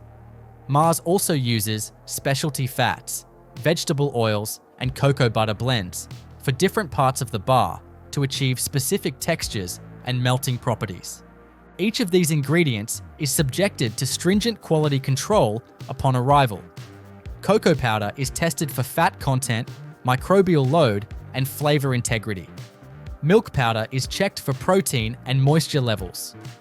Sugars are screened for crystal size and cleanliness. Once cleared, they are transferred to bulk storage systems that feed directly into the production lines through enclosed, pressurized delivery tubes to minimize contamination. The first component to be produced on the line is the nougat base, which forms the soft but chewy core of a Mars bar. Nougat for Mars bars isn't the traditional egg white variety seen in artisanal confectionery, but a carefully engineered formula based on a whipped blend of sugar, glucose syrup, hydrolyzed soy protein, and milk powder. The dry and liquid ingredients are first mixed in large batch tanks equipped with high shear mixers. The mixture is heated to approximately 120 degrees Celsius to dissolve all solids and activate syrup structure, then cooled rapidly as it enters the aeration system. Aeration is critical. The hot syrup is whipped with nitrogen gas, chosen over air or CO2 because it's inert and maintains longer shelf stability. This whipping happens in high-capacity continuous mixers equipped with rotor-stator assemblies that shear and expand the mass into a light, foamy structure. The density is controlled down to the gram per cubic centimeter using inline flow meters and laser sensors. The freshly aerated nougat is extruded onto a cooling belt made of food-grade stainless steel or polyethylene-coated fabric. The belt runs beneath a cooling tunnel where chilled air brings the nougat's temperature down to a manageable level for further layering. At this stage, it appears as an endless beige ribbon, roughly the width and height of a Mars bar. Next comes the caramel layer, which is produced in parallel and deposited directly onto the top surface of the nougat ribbon. Caramel in Mars bars is made from a cooked mixture of glucose syrup, sugar, dairy solids, and fats, brought to a high boil under vacuum to reach the right viscosity and prevent crystallization. Caramel cookers, jacketed stainless steel kettles fitted with vacuum systems, ensure that the water content is carefully reduced without burning the sugars or degrading the milk proteins. Once cooked, the caramel is pumped into a spread depositor, a mechanism that lays down a smooth, even layer of caramel over the moving nougat sheet. The temperature of the caramel during application is closely monitored, usually around 40 to 45 degrees Celsius, to maintain spreadability without melting the nougat underneath. As the composite sheet of nougat and caramel moves along the line, it enters a laminar cooling tunnel, where chilled air slowly brings both layers down to cutting temperature. This ensures that the final bar will maintain its shape during slicing. After exiting the cooling tunnel, the layered slab is conveyed to a guillotine cutter, an automated, high-speed mechanical blade that slices the continuous sheet into individual bar-sized pieces. The cutter is synchronized with the speed of the conveyor, allowing it to produce thousands of consistent cuts per hour without crushing or dragging the layers. Optical sensors track the integrity and alignment of each cut, automatically rejecting any malformed pieces before they move to the next phase. The sliced centers are now ready for enrobing in chocolate. Each Nougat caramel piece is placed onto the in-feed conveyor of a high-speed chocolate enrober. This machine pumps liquid chocolate, produced from a blend of cocoa liquor, cocoa butter, sugar, milk powder, and emulsifiers, over the bar in a curtain-like flow. The bottoms are coated first by passing over a shallow chocolate bath. Then the rest is coated from the top and sides via falling curtains of tempered chocolate. The chocolate used in Mars bars is carefully tempered beforehand. Tempering is the process of heating, cooling, and reheating chocolate to create a uniform fat crystal structure, giving the coating its shine, firmness, and resistance to bloom. Mars uses fully automated tempering units that precisely control chocolate temperature to within fractions of a degree, cycling through heating coils and chilled plates in sequence before delivery to the enrober. As each piece exits the enrober, it passes over a vibration plate that shakes off excess chocolate and ensures even coverage. Some lines use air knives, streams of compressed air directed at specific angles, to remove chocolate buildup from the sides or base of the bar. The freshly coated bars then enter a cooling tunnel that runs for 15 to 20 meters, gradually reducing their temperature in controlled stages to prevent cracking or moisture condensation. These tunnels use chilled, dehumidified air at around 8 to 12 degrees Celsius. Once the chocolate has fully set, the bars proceed to the wrapping line. Here, high-speed flow wrapping machines encase each bar in metallized polypropylene film, heat sealing both ends and the back. Wrapping machines include inline printers that apply the best before date, batch number, and factory code directly onto the film. Optical scanners check each wrapper for print clarity, alignment, and seal integrity. Any bar with misaligned film or poor sealing is ejected from the line by pneumatic arms into a separate rework bin. Wrapped bars are counted and grouped into cartons, which are then sealed, labeled, and moved to robotic palletizing systems. Robots arrange cartons in predefined patterns onto pallets based on flavor, size, and shipping destination.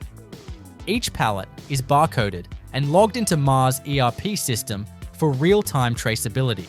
Pallets are stored in climate-controlled warehouses maintained at 18 to 20 degrees Celsius and under 50% relative humidity to preserve the chocolate's shelf life and prevent bloom or fat migration.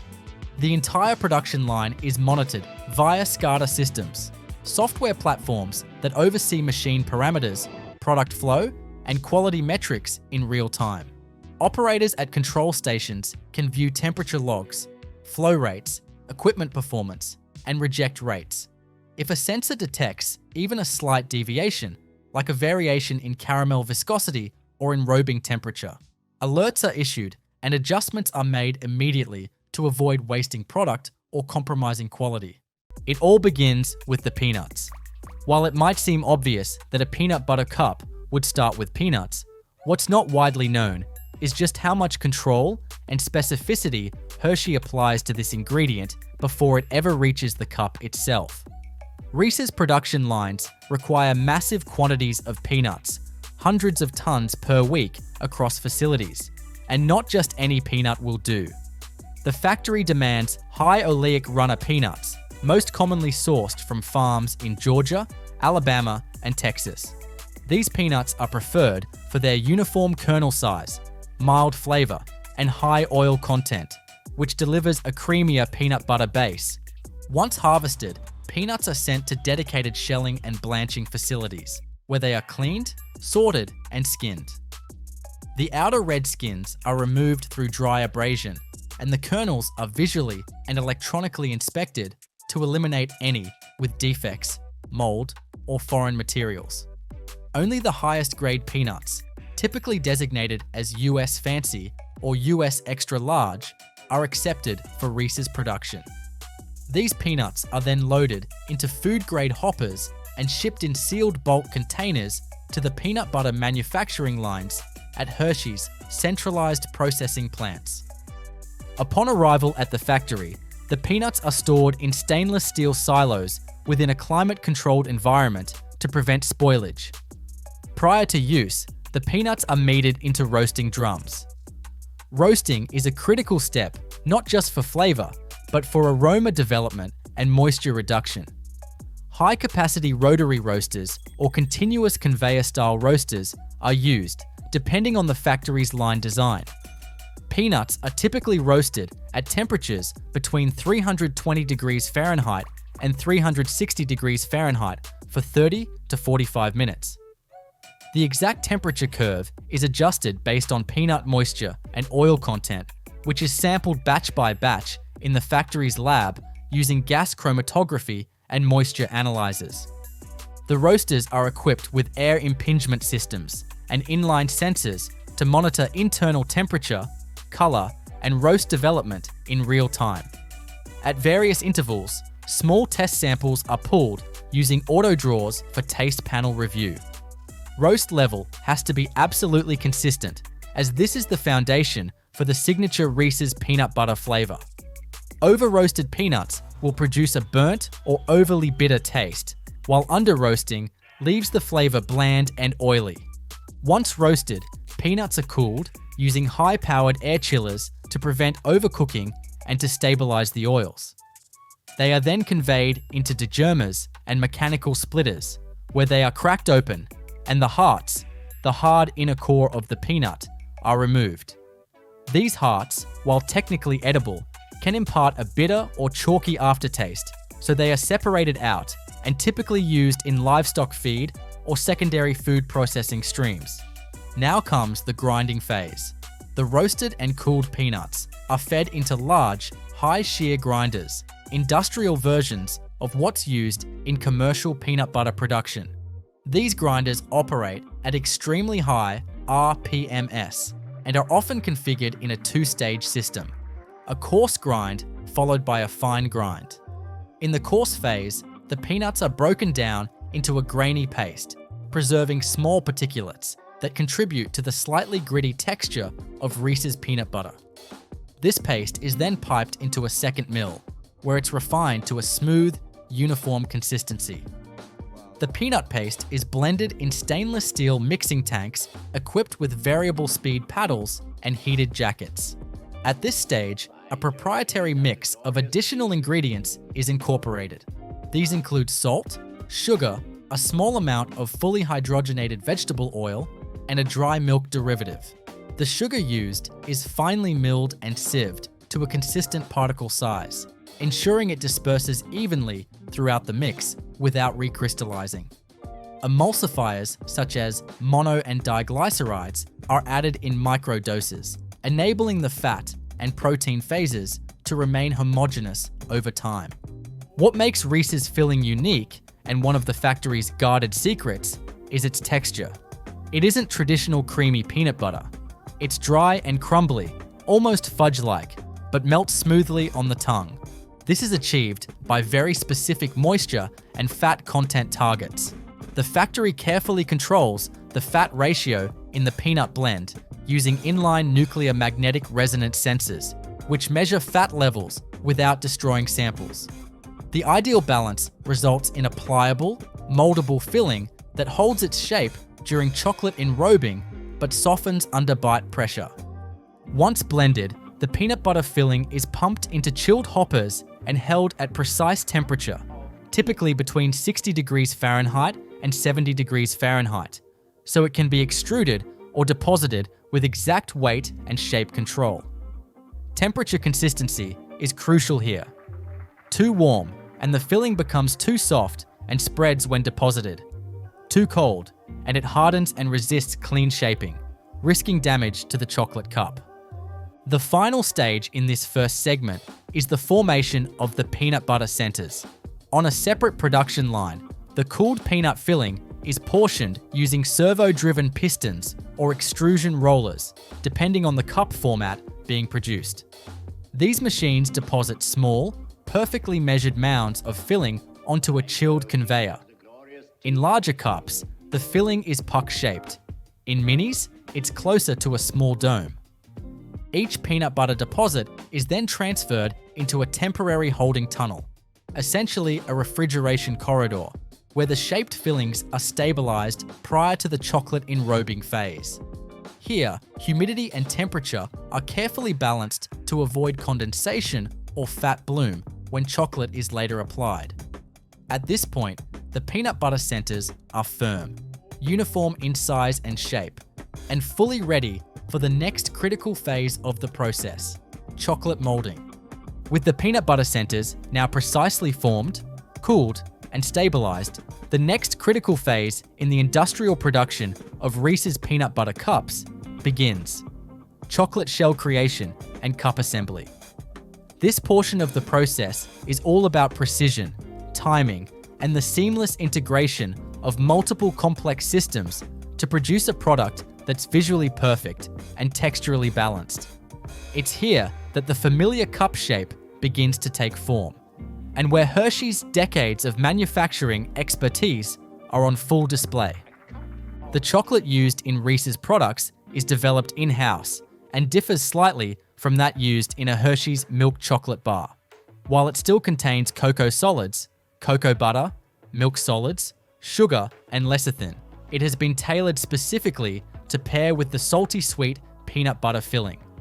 The chocolate is slightly softer in melt, less bitter than dark chocolate, and has a fat and sugar profile that ensures it doesn't overpower the filling. It's formulated to be both moldable and stable under typical shelf conditions, even in warmer climates. The chocolate arrives at the cup production line in a liquid state, held in large tempering tanks kept at a precise temperature, usually around 30 to 32 degrees Celsius for milk chocolate. Tempering is an essential part of chocolate manufacturing and involves heating the chocolate to fully melt its cocoa butter crystals, cooling it to initiate the formation of stable type 5 crystals, then gently reheating it to bring it to working temperature. This process ensures that once the chocolate is set, it has a glossy finish, resists bloom, and has a clean snap when broken. The first step in forming the Reese's cup is lining the signature brown paper cup mold with chocolate. The production line is fed with pre-formed paper cups stored in large reels or stacked columns that are automatically dispensed onto a high-speed conveyor. These paper cups are food grade, waxed, or coated with a thin moisture barrier and shaped precisely to hold their structure during and after chocolate deposition. Once the paper cups are set in place on the moving line, a chocolate depositor head releases a measured dose of tempered chocolate into each one. This is known as the bottoming phase. The amount of chocolate is critical, not only for structure, but also for controlling the ratio of chocolate to filling. After deposition, the cups pass over a vibration table. This stage is crucial for evenly spreading the chocolate along the bottom and slightly up the sides of the paper cup. The vibration table uses rapid, controlled pulses to remove air bubbles and to ensure a uniform shell that won't crack or collapse during filling. Immediately following the bottoming step, the peanut butter centers are dropped into the liquid chocolate. These centers have been transferred from the refrigerated holding tunnel to the enrobing line and are picked and placed with robotic arms or pneumatic suction systems that gently lower each piece into its corresponding chocolate-lined cup. The timing of this placement is perfectly synchronized so that the peanut butter slightly sinks into the chocolate but doesn't hit the bottom, allowing a chocolate base to remain intact beneath the filling. As the peanut butter sits in the base, a second dose of chocolate is deposited on top. This is referred to as the capping phase. The capping head delivers another precise amount of tempered chocolate to completely enrobe the peanut butter core. This top layer seals the filling, ensuring the product is fully enclosed and protected from oxygen, moisture, and contamination. The final thickness of the cap is carefully calibrated, so the chocolate shell is strong enough to hold shape, but still soft enough to bite through easily without excessive crumbling. The assembled cups, now complete with base, filling, and cap, are conveyed into a long, multi-zone cooling tunnel. These tunnels are often 20 to 30 meters in length and feature graduated temperature zones, starting at around 16 degrees Celsius and dropping to 8 to 10 degrees Celsius toward the end. The slow, controlled cooling is essential to prevent condensation or stress fractures in the chocolate. Too rapid a chill can cause bloom or cracking, while uneven cooling can result in misshapen edges or textural inconsistency. Inside the cooling tunnel, conditioned air circulates in laminar flow patterns, ensuring that every cup is exposed to identical cooling conditions. The duration of the tunnel cycle is calibrated to match line speed and product size. Larger Reese's big cups may require longer chill times compared to the classic or miniature versions. At the tunnel exit, the cups are inspected by automated vision systems that detect anomalies like off-center fillings, insufficient chocolate coverage, or edge deformation. Any defective cups are automatically diverted from the line for reprocessing. The cups that pass inspection are ready for packaging. But before that happens, there's one last critical test: weight and sealing verification. Inline check weighers use load cells to weigh each cup or group of cups to ensure they fall within designated tolerances. Simultaneously, barcode scanners and optical sensors check that each product is aligned and properly seated in its paper cup. The final stage before wrapping is an air dusting system that removes chocolate crumbs, static particles, or paper fragments from the surface to ensure a clean, polished presentation in the final package. Packaging of Reese's cups is a high-speed operation. Cups are grouped automatically into configurations appropriate for each product format: singles, twin packs, snack-size multi-packs, or seasonal variations. Each group is loaded into a continuous film wrapping machine, which pulls branded plastic film from a roll, wraps it around the cups, seals it with a heated crimper, and cuts it into individual packages. The film is pre-printed with product information, UPC codes, and freshness dates that were applied earlier by industrial flexographic printers. Once wrapped, the products pass through another metal detector or X-ray system to detect any foreign contamination that may have occurred during packaging, a standard in modern food manufacturing. Any anomaly results in immediate ejection and shutdown of the machine until the issue is resolved. The acceptable product continues to cartoning lines, where it is packed into retail-ready boxes, display trays, or bulk shipping cases depending on the destination. Finished product cartons are coded, palletized by robotic stackers, and shrink-wrapped for transport. Each pallet is labeled with a unique tracking number that links it to its production batch, shift number, ingredient lot codes, and quality control logs. This traceability allows for quick response in case of any issues in the supply chain. Every Reese's peanut butter cup batch is subject to a comprehensive quality assurance protocol from start to finish. While visual inspection, weight checking, and foreign material detection handle surface-level defects, deeper analytical testing is performed regularly throughout production. Factory labs adjacent to the production floor run hourly tests on product samples pulled from the line. These tests measure water activity, pH levels in the peanut filling, chocolate temper index, fat content, and emulsifier concentration. Advanced equipment like near-infrared spectrometers and gas chromatographs are used to validate these metrics with precision. In addition to instrument-based testing, trained sensory panels perform blind evaluations of finished product samples. These panels, often composed of factory employees specially trained in flavor and texture recognition, assess everything from peanut aroma intensity to shell firmness, sugar balance, and mouthfeel contrast between chocolate and filling. Feedback from these panels is compared to golden standard benchmarks. Reference Reese's cups produced under ideal conditions that are stored in temperature and humidity-controlled archives. These control cups are regularly reviewed to ensure no drift in product quality over time. Allergen control is one of the most sophisticated systems running silently beneath the surface of Reese's production. Since peanuts and dairy are both major allergens, Hershey facilities that manufacture Reese's operate under strict protocols to prevent cross-contamination. Separate ingredient receiving docks, isolated storage silos, color-coded tool systems, and dedicated air handling zones are used to segregate peanut-related materials from other production lines within the same facility. Sanitation crews follow clean-in-place procedures using food-safe alkaline and acid-based cleaners to remove all traces of allergens between product changeovers. Swab testing for peanut protein residue is conducted on all contact surfaces before production resumes.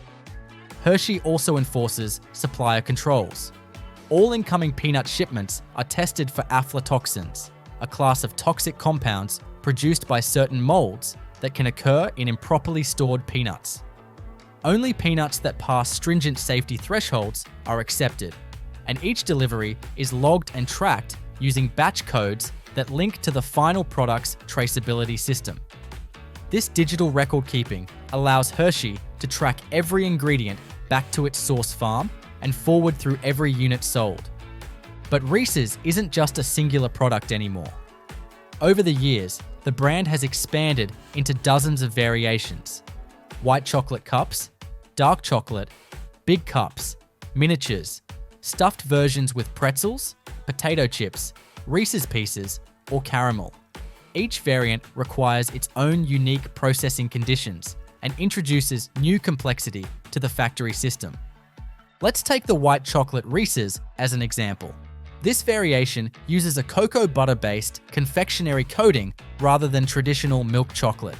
It must be handled in separate melters and tempering systems due to its sensitivity to high heat and faster tendency to bloom. White chocolate also requires precise control of ambient light and humidity during production and packaging, as it is more susceptible to visual imperfections.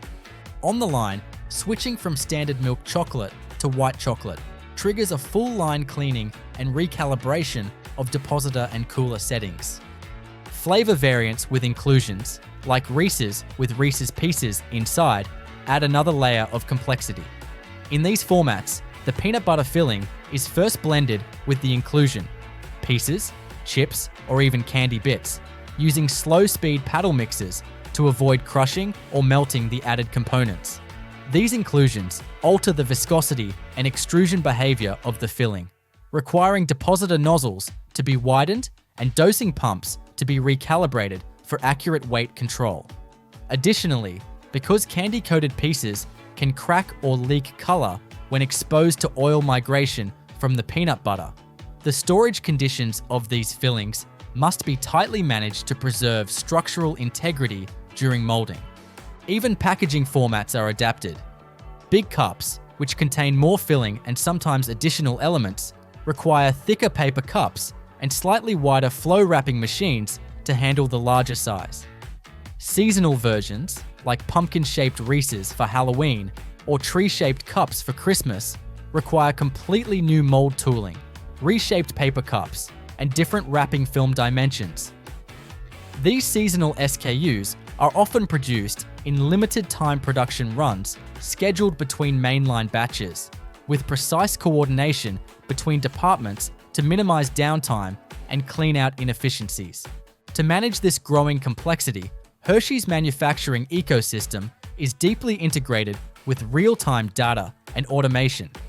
Programmable logic controllers govern every stage of production, from peanut grinding to chocolate capping.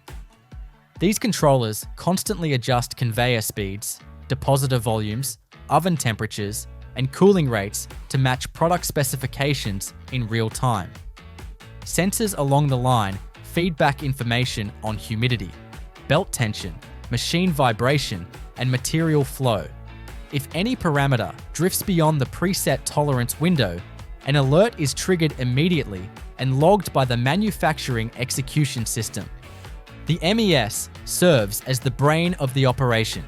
It logs every batch, shift, operator, ingredient lot, and test result. It manages production schedules based on demand forecasting from Hershey's enterprise planning systems, and it ensures the right packaging, ingredients, and machines are prepared for the next product variation before the current one is even complete. The MES also interfaces with digital traceability systems, allowing Hershey to execute complete recalls if necessary, though this is extremely rare due to the redundant safety nets in place. To support sustainability goals, the factory also measures key environmental metrics. Energy usage from roasting, tempering, and cooling operations is tracked and optimized. Waste heat from roasters is sometimes redirected to preheat water for sanitation systems. Chocolate scrap from edge trimmings and overflows is collected and reworked in designated reclaim tanks. Even the cardboard used for cartons and paper used for wrapping is sourced from certified sustainable forestry programs. Water used in cooling tunnels is recirculated through industrial-grade filtration systems and UV sterilization loops, allowing for multiple reuse cycles before any disposal. Factory roofs are often equipped with solar panels, contributing to the site's renewable energy footprint. These sustainability measures not only support Hershey's corporate goals, they also help reduce operating costs and ensure compliance with international environmental standards, especially for exports to markets with strict eco-regulations. Finally, at the distribution level, finished pallets of Reese's are scanned, shrink-wrapped, and entered into a dynamic warehousing system. Pallet storage is optimized by weight, sell-by date, and destination zone. Reese's products are shipped in refrigerated trucks when needed, although standard varieties are stable at room temperature due to their low water activity and solid fat matrix. Shipments are tracked via GPS and load sensors to ensure they remain within safe handling conditions throughout transit.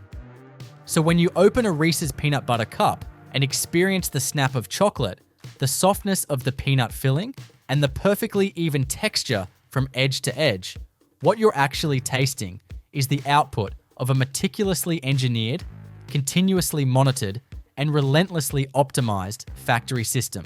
Behind every wrapper is a chain of roasting drums, tempering tanks, vibration tables, chilled tunnels, microlab samplers, PLCs, conveyors, AI sensors, and hundreds of trained hands working in quiet unison to make every bite familiar, reliable, and timeless.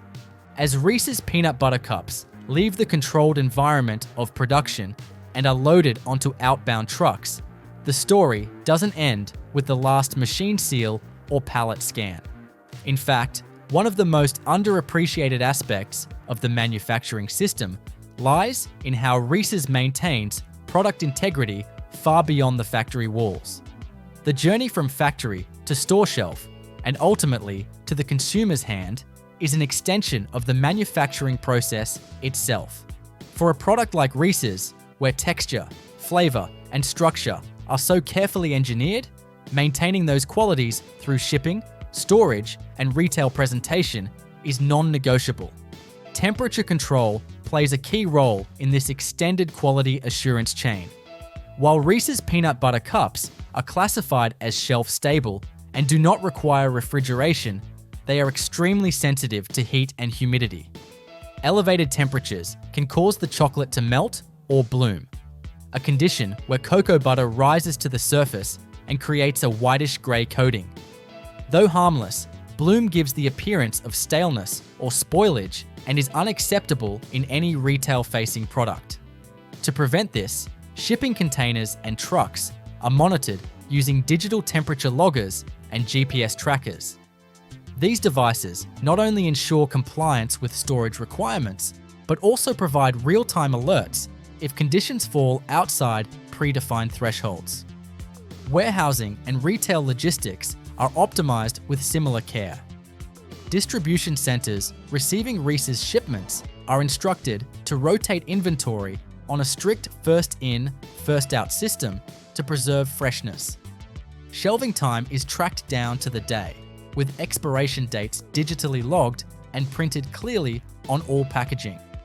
Retailers are often supplied with merchandising guidelines from Hershey's sales and operations teams, advising on optimal product placement to avoid heat sources and maintain visibility in high-traffic zones.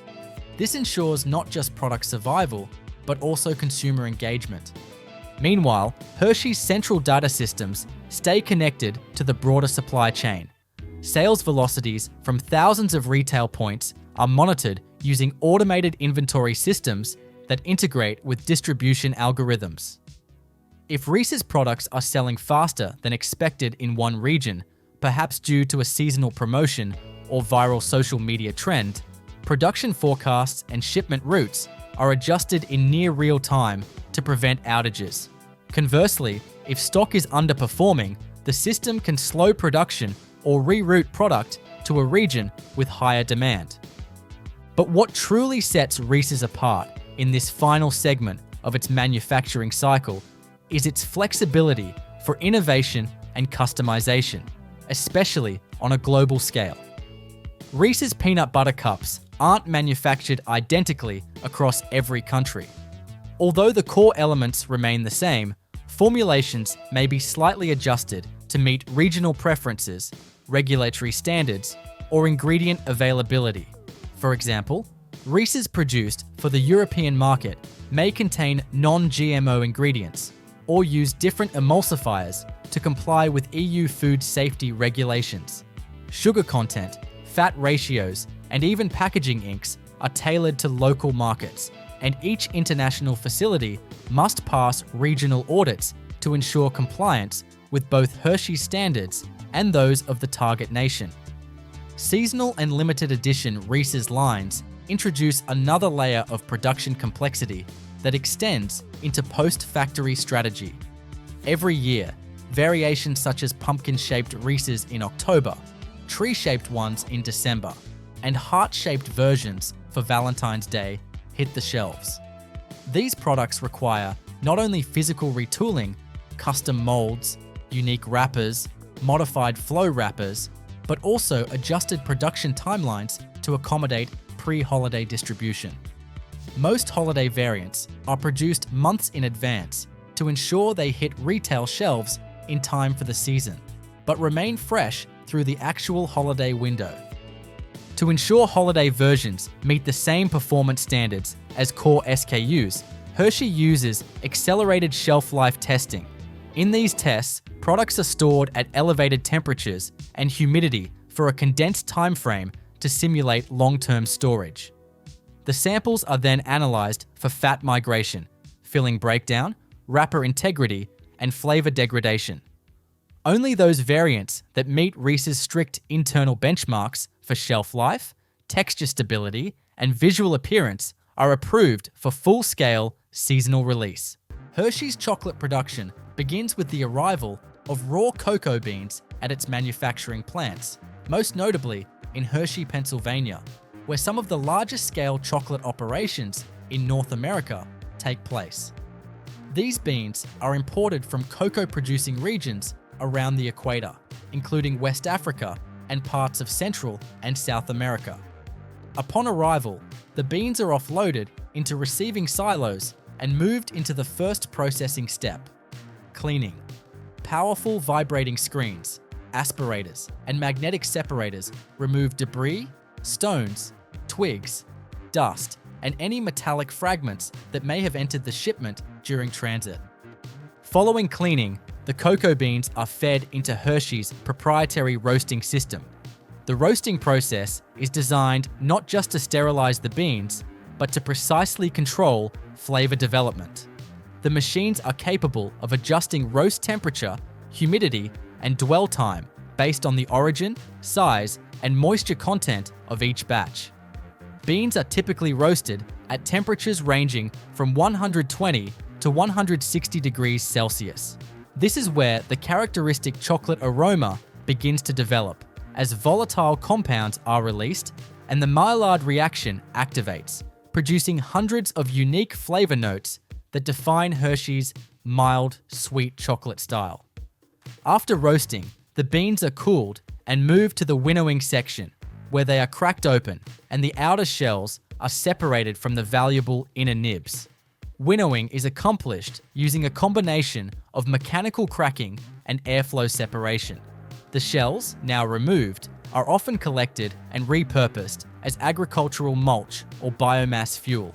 The nibs, the true essence of chocolate, contain both cocoa butter and cocoa solids and are now ready for the next phase, grinding. The nibs are fed into high-capacity industrial grinding mills, where intense mechanical shear forces break down the cellular structure and release the natural cocoa butter, forming a dense, fluid paste known as chocolate liquor. Despite its name, chocolate liquor contains no alcohol. This liquor is a pure, unsweetened, dark brown substance composed entirely of finely ground cocoa particles suspended in cocoa butter. From here, the liquor may go into temporary holding tanks or be immediately sent to blending tanks, depending on product demand. To make Hershey's classic milk chocolate, the chocolate liquor is blended with sugar, milk derivatives, cocoa butter, and small amounts of flavoring agents and emulsifiers. What makes Hershey's process unique is its use of fresh milk, originally pioneered by Milton Hershey himself, which is condensed and cooked on site. This milk is blended with sugar and chocolate liquor to form a slurry, which is then dried into what's known as milk crumb. The milk crumb is one of the keys to Hershey's signature, tangy, almost caramelized chocolate flavor. Unlike many European chocolate makers who use dry milk powders, Hershey's milk crumb production adds distinctive cooked dairy notes that have become synonymous with the brand's taste. The crumb mixture is then blended with additional chocolate liquor and cocoa butter in massive mixers to create a semi-fluid chocolate paste. This paste now contains all of the major components of Hershey's chocolate: milk solids, sugar, cocoa mass, and cocoa butter. However, it still needs to be refined to achieve the ultra-smooth texture that consumers expect. This refinement is achieved using a 5-roll mill, a piece of precision equipment where the chocolate paste is passed through a series of steel rollers that reduce particle size down to around 15 to 20 microns, small enough that the human tongue can no longer detect individual sugar or cocoa particles. Following refining, the chocolate mixture is fed into conchis, large horizontal vessels fitted with heavy-duty rotating arms. Conching is both a mechanical and thermal process in which chocolate is kneaded and aerated for several hours at controlled temperatures. During this stage, volatile acids are evaporated, off flavors are reduced, and cocoa solids become fully coated in cocoa butter, resulting in a more uniform flavor and mouthfeel. Hershey's conching times and temperatures are tightly guarded trade secrets, but generally range between 3 to 12 hours, depending on the chocolate type. Once conching is complete, emulsifiers like soy lecithin or PGPR may be added to improve flow characteristics and ensure the chocolate performs consistently during molding and enrobing. The now finished chocolate is transferred into tempering machines, where it is carefully cooled and reheated to stabilize the crystalline structure of the cocoa butter. Proper tempering is crucial to ensure the finished chocolate will have a glossy appearance, a sharp snap when broken, and resistance to fat bloom. Tempered chocolate is then routed to forming lines. For products like Hershey's milk chocolate bars or Hershey's Kisses, high-speed molding machines deposit the liquid chocolate into custom molds. These molds are vibrated to eliminate air bubbles and achieve uniform density before passing through long cooling tunnels. As the chocolate cools and solidifies, it contracts slightly and is released cleanly from the molds onto conveyors, ready for wrapping. Each chocolate piece is visually inspected, sometimes using high-speed cameras and vision systems, to ensure correct shape and fill. Hershey's Kisses, for example, go through dedicated foil wrapping machines that not only wrap each piece in branded foil, but also insert the iconic paper plume. Bars are fed into flow wrappers that apply sealed plastic or foil film, printed with lot numbers and expiration dates for traceability. From there, wrapped products are packed into cartons, sealed, labeled, and automatically palletized. Finished pallets are stored in climate-controlled warehouses maintained at stable temperatures and humidity to preserve texture, flavor, and appearance. Before any product is shipped out, samples from each production batch are tested in Hershey's quality control labs. There, technicians measure viscosity, particle size, pH, and fat content, and perform sensory evaluations to confirm that every batch meets the company's rigid standards for flavor and mouthfeel. Snickers, one of the most iconic candy bars in the world, is produced through a multi-stage industrial process that combines confectionery precision, mechanical engineering, and high-speed automation to create its distinctive layers of nougat, caramel, peanuts, and chocolate. Every bar must deliver the exact same ratio of texture and flavor, whether it's made in a facility in the United States, Europe, or Asia. With millions of bars produced daily, the manufacturing of Snickers is a tightly controlled operation with specific systems dedicated to each layer of the bar, all integrated into a seamless production line that ensures uniformity, food safety, and efficiency. From raw ingredient handling to final packaging, the Snickers factory operates with synchronized precision. Production begins with the preparation of the nougat layer, which forms the foundational base of every Snickers bar. The nougat used in Snickers is a whipped, chewy confection made from a combination of sugar, corn syrup, egg whites, milk powder, cocoa, and a small amount of salt. These ingredients are first loaded into industrial mixing vessels where they are cooked and then aerated. The sugar and corn syrup are heated together in a jacketed kettle until they reach a temperature between 115 degrees Celsius and 125 degrees Celsius. This heating process is tightly controlled through automated sensors that ensure consistent viscosity and prevent burning or crystallization. Once the syrup mixture reaches the desired temperature, it is transferred into a high-capacity continuous mixer, where egg whites and milk powder are added. Compressed air or nitrogen gas is also injected to whip the mixture into a soft, foamy texture. This aeration step is critical. It gives the nougat its characteristic lightness and chewiness. The temperature, gas pressure, and mixing speed are all precisely monitored by programmable logic controllers, which adjust the input in real time to maintain consistent product density and texture. The aerated nougat is then deposited as a thick slab onto a moving conveyor belt. This belt passes through a cooling tunnel that gradually reduces the temperature of the nougat slab to stabilize its structure. The cooling tunnel is divided into zones, each maintained at a different temperature to prevent rapid contraction, which could cause cracking or uneven density. Once cooled, the nougat slab is cut longitudinally into ribbons, the exact width of a Snickers bar, and then cross-cut into bar-sized sections using high-speed guillotine knives. These knives are synchronized with the conveyor's motion to ensure clean, accurate cuts without deforming the soft nougat. Next comes the caramel layer. The caramel used in Snickers is thick and elastic, designed to stretch but not melt under room temperature.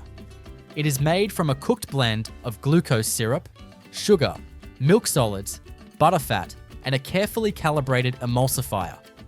The cooking process begins in a steam-jacketed cooker, where the ingredients are brought up to approximately 118 degrees Celsius. the precise cooking temperature ensures the right balance between chewiness and flow. Overcooked caramel would become brittle, while undercooked caramel could seep through the nougat or ooze during packaging. Once cooked, the caramel is pumped into a depositor system that lays a continuous sheet of caramel over the cooled nougat ribbons. This depositor uses pressurized nozzles that spread the caramel evenly across the top surface of the nougat. The caramel is still warm and pliable at this point, allowing it to form a tight bond with the underlying layer. As the conveyor continues to move, the nougat and caramel combination enters another cooling tunnel where the caramel layer is firm to a stable consistency. Here again, the temperature gradient is critical. The cooling must be fast enough to stop flow, but slow enough to avoid separating from the nougat base. After the caramel is stabilized, whole roasted peanuts are applied. Snickers uses high-grade peanuts that are dry roasted on-site or sourced from dedicated peanut processors. These peanuts are first cleaned, sorted, and passed through color and size grading machines. Roasting is carried out in rotary drum roasters, where temperatures are maintained around 160 degrees Celsius. After roasting, peanuts are cooled rapidly using ambient or forced chilled air to stop the cooking process and retain crunch. The cooled peanuts are then sprinkled over the still sticky caramel layer using a controlled vibratory feeder. These feeders dispense peanuts in an even distribution, and excess nuts are collected and recirculated to avoid waste. Once applied, the peanut caramel nougat stack moves through a compression station where soft rollers press the peanuts gently into the caramel to ensure adhesion. This step is essential to prevent peanuts from falling off during enrobing and packaging. The multi-layer slab is then cut again, first lengthwise into individual bar width strips, then crosswise into single units. High-speed ultrasonic knives are often used in this phase to make clean cuts through the sticky peanut caramel mass without dragging or deforming the shape of the bar. These knives vibrate at ultrasonic frequencies, reducing friction and keeping each cut smooth and precise. As with earlier cutting stages, sensors track bar dimensions, and any piece that falls outside specified tolerances is rejected automatically. Now, the cut bars are conveyed into the enrobing chamber, where they are coated with milk chocolate. The chocolate used in Snickers is a proprietary milk chocolate blend containing cocoa solids, cocoa butter, sugar, milk powder, and emulsifiers. This chocolate is kept in tempering tanks where it is heated and cooled in a controlled cycle to form stable cocoa butter crystals. Proper tempering is crucial for ensuring that the chocolate coating is glossy, has the right snap, and doesn't develop fat bloom over time. Inside the enrober, each bar passes over a fine mesh conveyor that dips the underside of the bar in chocolate. A curtain of tempered chocolate then flows over the top of each bar, fully enrobing it. Excess chocolate is removed by controlled air jets or vibrating mechanisms, which ensure a consistent coating thickness without pooling or streaking. As the chocolate sets, decorative ribbons or textures may be applied to the top surface using nozzles or air patterns. After enrobing, the bars enter the final cooling tunnel. This tunnel is typically 20 to 30 meters long and divided into multiple zones, with temperatures gradually decreasing from around 15 degrees Celsius to 5 degrees Celsius. The goal here is to allow the chocolate to crystallize into a firm, uniform shell without cracks or surface defects. Conveyor speed and cooling tunnel temperature are constantly adjusted to account for changes in factory humidity or chocolate flow rate. Once the bars exit the cooling tunnel, they move to the packaging area. Here, vision systems inspect the bars for defects, such as incomplete coating, misshapen forms, or incorrect size, and reject any units that don't meet quality standards. Accepted bars move into a high-speed flow wrapping machine. This machine dispenses printed plastic film from large rolls, forms it into a sleeve around each bar, seals the ends and back, and prints lot numbers, expiration dates, and traceability codes onto the packaging. Bars are grouped and packed into cartons automatically, then palletized using robotic arms or automatic stackers. Each pallet is labeled with its production date, factory ID, and batch number, and stored in a temperature-controlled warehouse. Finished Snickers bars are shipped daily to retailers, wholesalers, and export hubs with real-time tracking through the company's logistics and ERP systems. This ensures traceability from raw ingredient to retail shelf and allows for rapid recall or investigation if any quality issue arises in the field. Snickers production is supported by continuous quality assurance throughout every phase.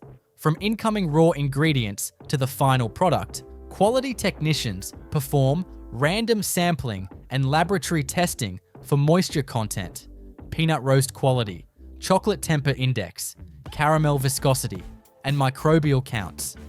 Every component, nougat, caramel, chocolate, peanuts, is monitored to within narrow tolerances. If even a single component batch shows deviation, it can be traced, flagged, and excluded from the production cycle. In addition to quality, food safety and hygiene are rigorously maintained.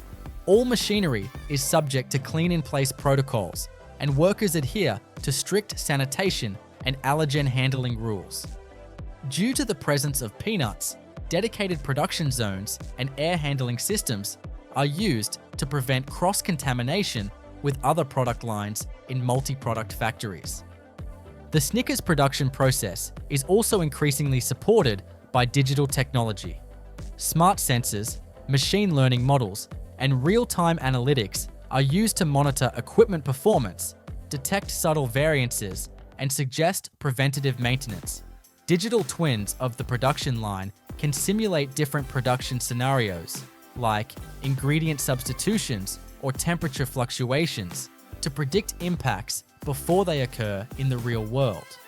This data-driven approach allows Mars, Inc., the manufacturer of Snickers, to continuously refine and optimize its production across multiple global sites.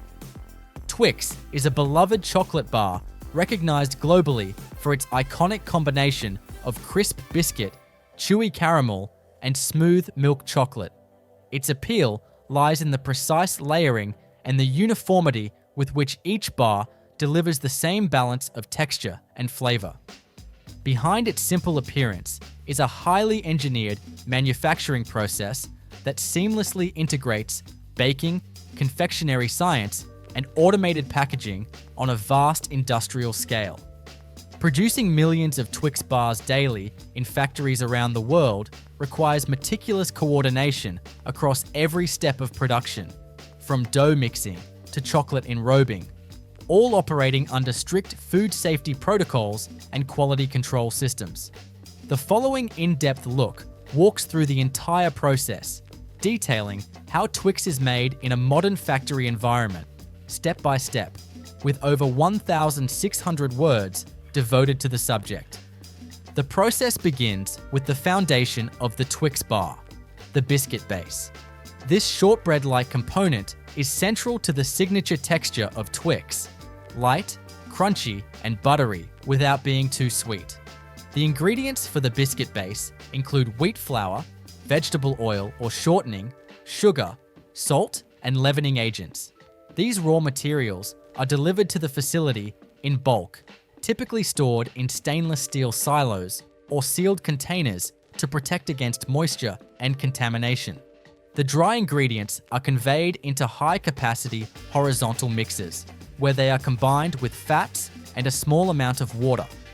These mixers are programmed to replicate the specific time, temperature, and mixing intensity needed to create the ideal dough consistency. Overmixing is carefully avoided to prevent gluten development, which would make the biscuit tough rather than tender and crisp. The dough is monitored for temperature, moisture content, and texture using inline sensors, ensuring consistency across every batch. Once mixed, the dough is transferred to a sheeting machine. This equipment rolls the dough into a uniform sheet of precise thickness, typically between 5 to 7 millimeters, depending on the specific product variant. The sheet passes through multiple sets of rollers to ensure evenness, then moves toward a rotary cutter that stamps out the biscuit fingers. Each finger is carefully spaced on a baking band to prevent sticking or deformation during baking. Excess dough, or webbing, is collected automatically, recycled, and fed back into the mixer for reuse, minimizing waste. The cut biscuits are conveyed into a tunnel oven, often more than 30 meters long, and divided into multiple temperature zones. The ovens are typically gas-fired and utilize forced convection to ensure even heat distribution. Baking profiles are carefully managed. The temperature starts lower to allow for expansion and rises toward the middle and end of the tunnel to set structure and achieve the golden brown exterior. The baking process typically lasts around 8 to 12 minutes. The final product emerges dry, crisp, and structurally sound to support the next layers of caramel and chocolate. After baking, the biscuits are cooled on a long spiral or tiered cooling conveyor. It is essential that they reach ambient temperature before caramel application, as residual heat could soften the caramel or cause bonding inconsistencies. Airflow systems within the cooling unit are calibrated to prevent moisture buildup, which could compromise the crispness of the biscuit layer. Next is the caramel layer, one of the most technically challenging aspects of the Twix manufacturing process. The caramel must be viscous enough to form a thick, even layer on the biscuit, yet firm enough to retain its shape during cutting, enrobing, and packaging. It must also stretch slightly when bitten into, without melting or breaking apart. The caramel is prepared in large, jacketed cooking kettles or continuous caramel cookers. The ingredients, glucose syrup, sugar, milk solids, fats, and sometimes salt and flavorings, are heated to a controlled temperature around 118 to 120 degrees Celsius. Cooking caramel to the correct temperature is critical. Any deviation can result in too hard or too runny caramel. The factory's automated control systems monitor brix levels, temperature curves, and viscosity in real time. Adjustments are made instantly if readings deviate from the set parameters. Once cooked, the caramel is pumped into a depositor system. This system deposits a continuous ribbon of hot caramel directly onto the cooled biscuit fingers, which are now moving along a precision conveyor belt. Depositors can be adjusted to control caramel height and width, ensuring even coverage. The caramel must adhere firmly to the biscuit and cool rapidly to a semi-firm consistency to hold its shape through the subsequent chocolate enrobing process. The bars now enter a cooling tunnel for caramel setup. This tunnel is maintained at a lower ambient temperature and spans several meters to allow gradual cooling without thermal shock.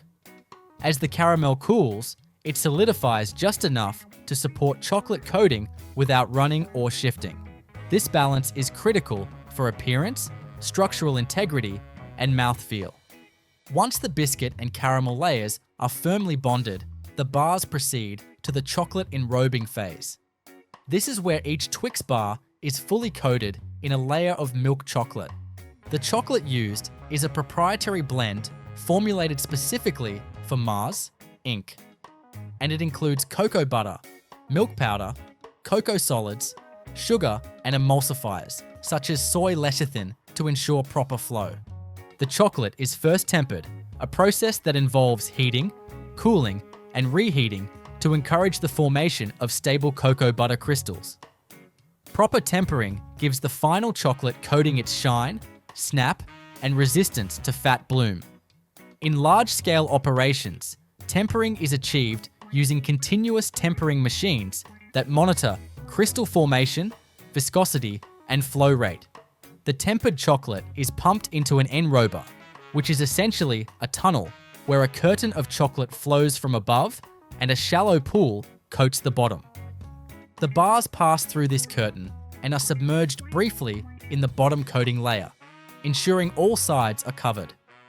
Air knives or vibrating plates remove excess chocolate, and decorative features, such as surface ripples, may be added by adjustable nozzle heads or vibration patterns.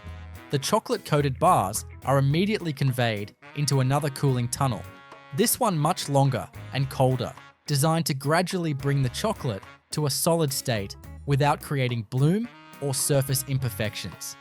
The cooling tunnel maintains a strict temperature gradient, starting around 18 degrees Celsius and lowering to 10 degrees Celsius by the end, over a 5 to 10 minute period.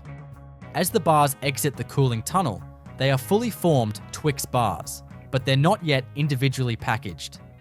They move directly into the high-speed wrapping area. Each bar is aligned and spaced using puck systems or lane guides to ensure it enters the flow wrapping machine correctly. Here, rolls of branded film are fed into the wrapper, folded tightly around the bar, and sealed on all sides using heat and pressure.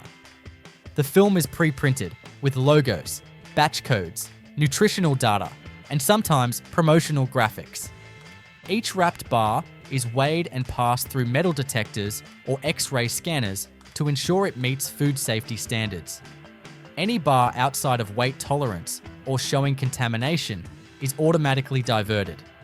Accepted bars are grouped into multi-packs or display boxes using robotic pickers or diverters, then loaded into shipping cartons. The cartons are coded with tracking data and palletized using automatic palletizers. Each pallet is scanned into inventory and staged for shipping. Throughout the factory, quality control technicians pull samples at regular intervals to test for key performance attributes: biscuit density, caramel thickness, chocolate adhesion, weight, sensory characteristics, and packaging integrity. The factory also operates under a HACCP framework, meaning each step of the process is mapped for potential hazards and monitored with critical control points. Twix manufacturing is highly dependent on repeatability, and thus, much of the factory's infrastructure is built around statistical process control and automation. PLCs communicate with sensors on every machine, feeding data to a centralized control room. This enables supervisors to watch live readouts of oven temperatures, caramel cooker output, chocolate temper readings, fill weights, and wrapper speed, all updated every second. Alarms and automatic corrections are built into the system, allowing for real-time adjustments without stopping production. Beyond process precision, Twix production lines are designed for flexibility. Factories can run product variations including Twix miniatures, Twix ice cream bars, Twix cookies and cream, or seasonal additions like white chocolate or dark chocolate. Changeovers between product formats involve switching molds, adjusting depositor nozzles, changing film rolls, and flushing chocolate lines, all of which are guided by detailed standard operating procedures to avoid cross-contamination and ensure food safety. Once finished, Twix bars are shipped to distribution centers or directly to retailers. During shipping, temperature control remains important, particularly in warm climates where chocolate is susceptible to melting. Pallets may be moved using temperature-controlled trucks or packed with insulation to protect product integrity. Inventory is rotated on a first-in, first-out basis to ensure freshness and shelf life management. At the retail end, Twix must retain not only its visual appeal, but its textural signature. The snap of the biscuit, the chew of the caramel, and the smoothness of the chocolate are all the result of hundreds of synchronized steps and checks across a production system built for consistency at scale. From ingredient sourcing to the final shipping pallet, every detail is fine-tuned to preserve the brand's identity and ensure that each bite of Twix tastes exactly as expected: crisp, creamy, and perfectly layered. The production of a Mars bar begins with the formulation and creation of its first major internal layer, the nougat. This nougat isn't the brittle kind you might find in traditional nut candies.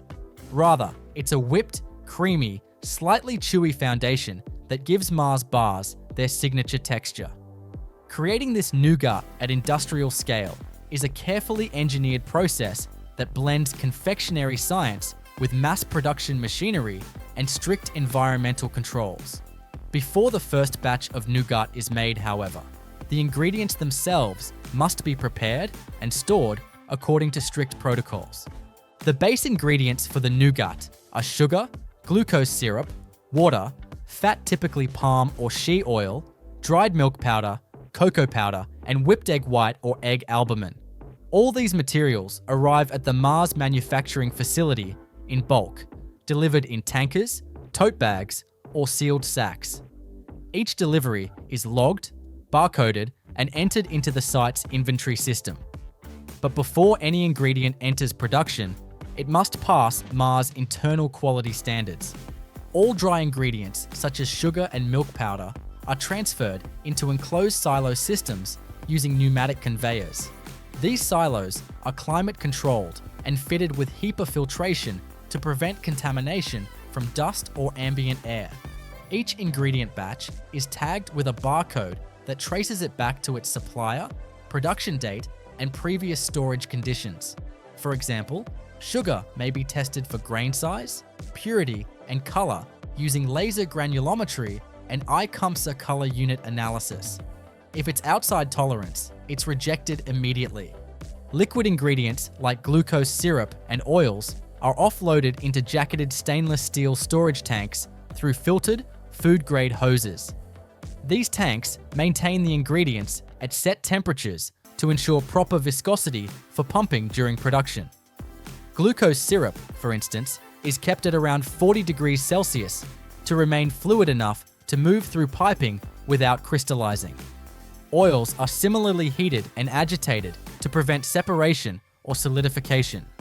Once all components have been approved and staged, the first step in actual nougat production begins in a dedicated mixing chamber.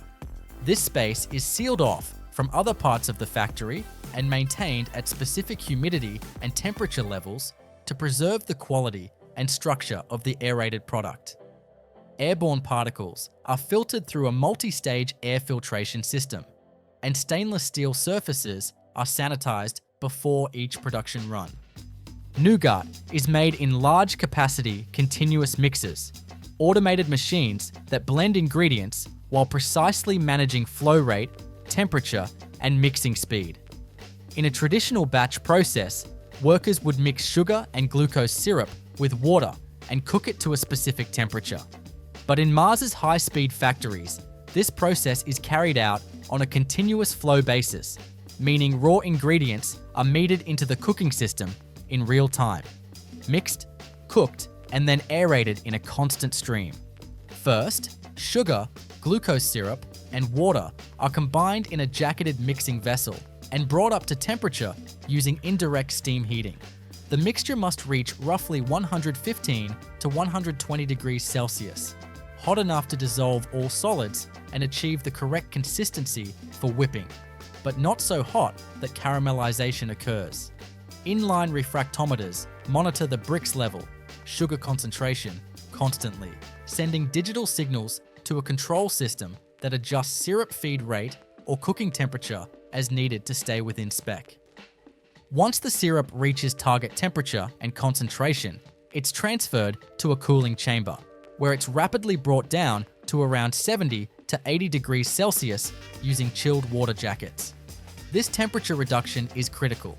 It stabilizes the syrup mixture and prepares it for aeration with egg whites or albumin, which cannot be added while the base is too hot without denaturing the proteins. Now comes the aeration stage, where the characteristic lightness and chew of the nougat is created. A pre-prepared egg albumin solution is metered into the cooled sugar syrup in a continuous aerator. This machine functions much like a planetary mixer, but at vastly greater speed and scale. Blades spin at extremely high RPMs inside a sealed chamber, while air is injected under pressure. The result is a fluffy, stable foam that has the volume and consistency of whipped marshmallow. The air injected into the aerator is sterile and dry, supplied by an inline compressed air system equipped with microbial filters and dehumidifiers. Pressure, temperature, and air-to-liquid ratio are all controlled automatically via programmable logic controllers, PLCs, which adjust mixing speed and flow rate to maintain uniform aeration. If the density of the nougat mixture falls outside of target specifications, measured by inline densitometers, the system automatically corrects the air or syrup flow or alerts operators to intervene. At this point, cocoa powder and dried milk are added to the base. These ingredients give Mars Bar Nougat its unique color and rich malted taste.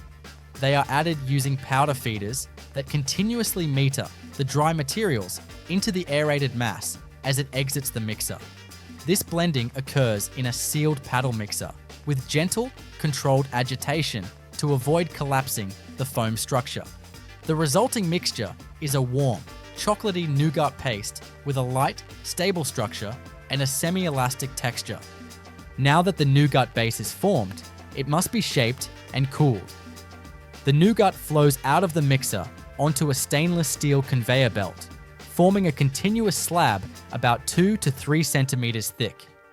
This slab passes through a chilling tunnel, where it is gradually cooled from around 60 degrees Celsius to just below ambient temperature. The tunnel uses recirculated cold air, zoned in multiple sections, to cool the nougat evenly without inducing condensation or hardening the outer surface too quickly. As the slab exits the chilling tunnel, it enters a cutting station. Rotary guillotine knives, synchronized with the belt speed, slice the slab crosswise into narrow ribbons, each of which will become the base layer of a Mars bar. These ribbons are then cut lengthwise by inline blades or ultrasonic cutters, creating rectangular nougat centers of uniform size. Every bar section is scanned by vision systems to check for dimensional consistency, length, width, and height, with auto-reject mechanisms removing any pieces that fall outside tolerance. The formed nougat segments are now ready to receive their second major component, the caramel layer. But before caramel is deposited, the nougat sections are spaced and aligned using lane diverters and product guides, ensuring that each bar proceeds uniformly through the next phase of production. The segments then pass into a buffer zone where their temperature is stabilized to prepare for caramel application. Now that the nougat segments are cooled, cut to precise dimensions, and cued in alignment on the conveyor system, the next phase in the Mars chocolate bar manufacturing process begins: the production and deposition of the caramel layer. This caramel is not a generic topping, it's one of the signature components that defines the textural and flavor contrast of a Mars bar. Creating this layer at scale requires a specialized process that integrates continuous cooking, emulsification, temperature control, and precision depositing, all engineered to work seamlessly within the speed and flow of a high-volume confectionery production line.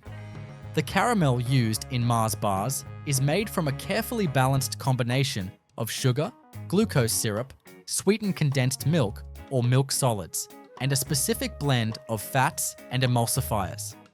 It's cooked to achieve a particular consistency, not too firm, not too runny, with a creamy chew that holds its shape during wrapping and storage, yet yields easily when bitten into. The production of caramel begins in a dedicated cooking area, separate from the nougat line, but synchronized with it to maintain constant throughput. All ingredients are stored in bulk near the cooking zone. Sugar and milk powders are gravity-fed from silos into high-shear premixes, while glucose syrup and fat are pumped in from temperature-controlled tanks. The emulsifiers, such as mono and diglycerides, are introduced through metering pumps in very small, tightly controlled amounts to help ensure smooth texture and fat water dispersion. A water phase may also be introduced at the start to aid in initial dissolution and prevent localized overheating.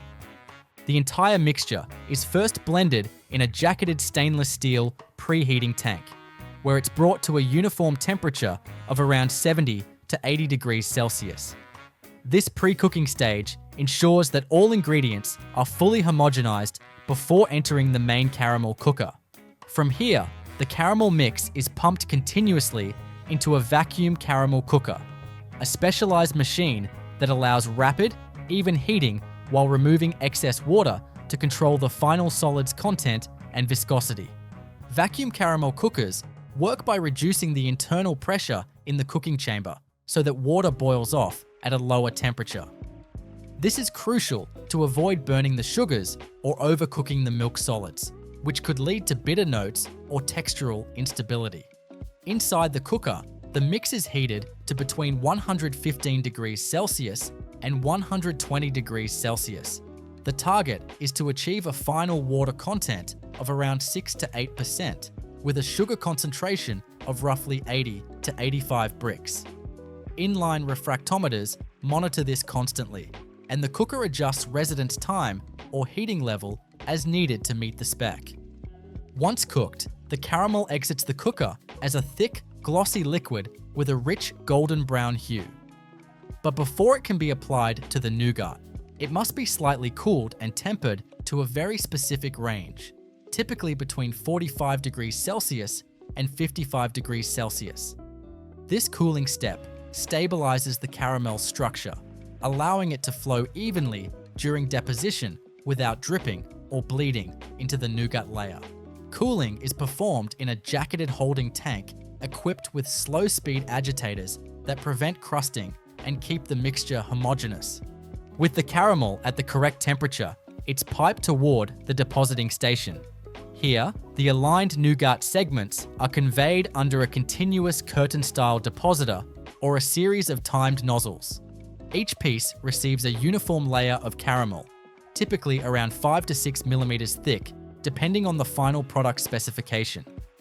The depositor is precisely synchronized with the line speed, often using servo motors and optical sensors, so that each caramel stream lands squarely on the nougat block without overflow or excess. In higher speed lines, a pre-formed caramel sheet may be used instead. In this method, caramel is spread onto a separate cooling belt, allowed to set into a thin slab, and then laminated onto the nougat in one continuous motion using compression rollers. This technique allows better layer thickness control at very high production speeds and ensures cleaner edges for slicing. Once the caramel is applied, the dual layer bar now enters another cooling tunnel, usually a multi-zone refrigerated belt system that brings the caramel from 50 degrees Celsius down to just under 20 degrees Celsius. This cooling step must be gradual and controlled. Too rapid, and the caramel may contract unevenly, leading to separation from the nougat. Too slow, and it may remain sticky, interfering with the next step. Chocolate enrobing. During cooling, the layered bar is gently compressed by a roller to ensure adhesion between nougat and caramel. Then, it's passed through edge trimmers, which shave off the sides of the slab to produce perfectly square bars with clean, vertical sides. These trimmed edges are not wasted. They are collected via vacuum conveyors and reprocessed, either remelted or reformed, depending on factory protocol. The bar, now comprised of a cooled nougat base and a bonded caramel layer, is next cut into individual pieces using high-speed guillotine cutters. These are precision machines equipped with hardened stainless steel blades or ultrasonic cutting systems that minimize drag and preserve edge integrity. Each piece is exactly the length and width of a finished Mars bar, around 10 centimeters long and weighing roughly 51 to 57 grams, depending on the market. As the bars are cut, they are spaced out evenly using puck conveyors or lane dividers, aligning them perfectly for entry into the chocolate enrobing section. The temperature, moisture, and dimensional uniformity of each bar are verified by inline sensors and vision systems.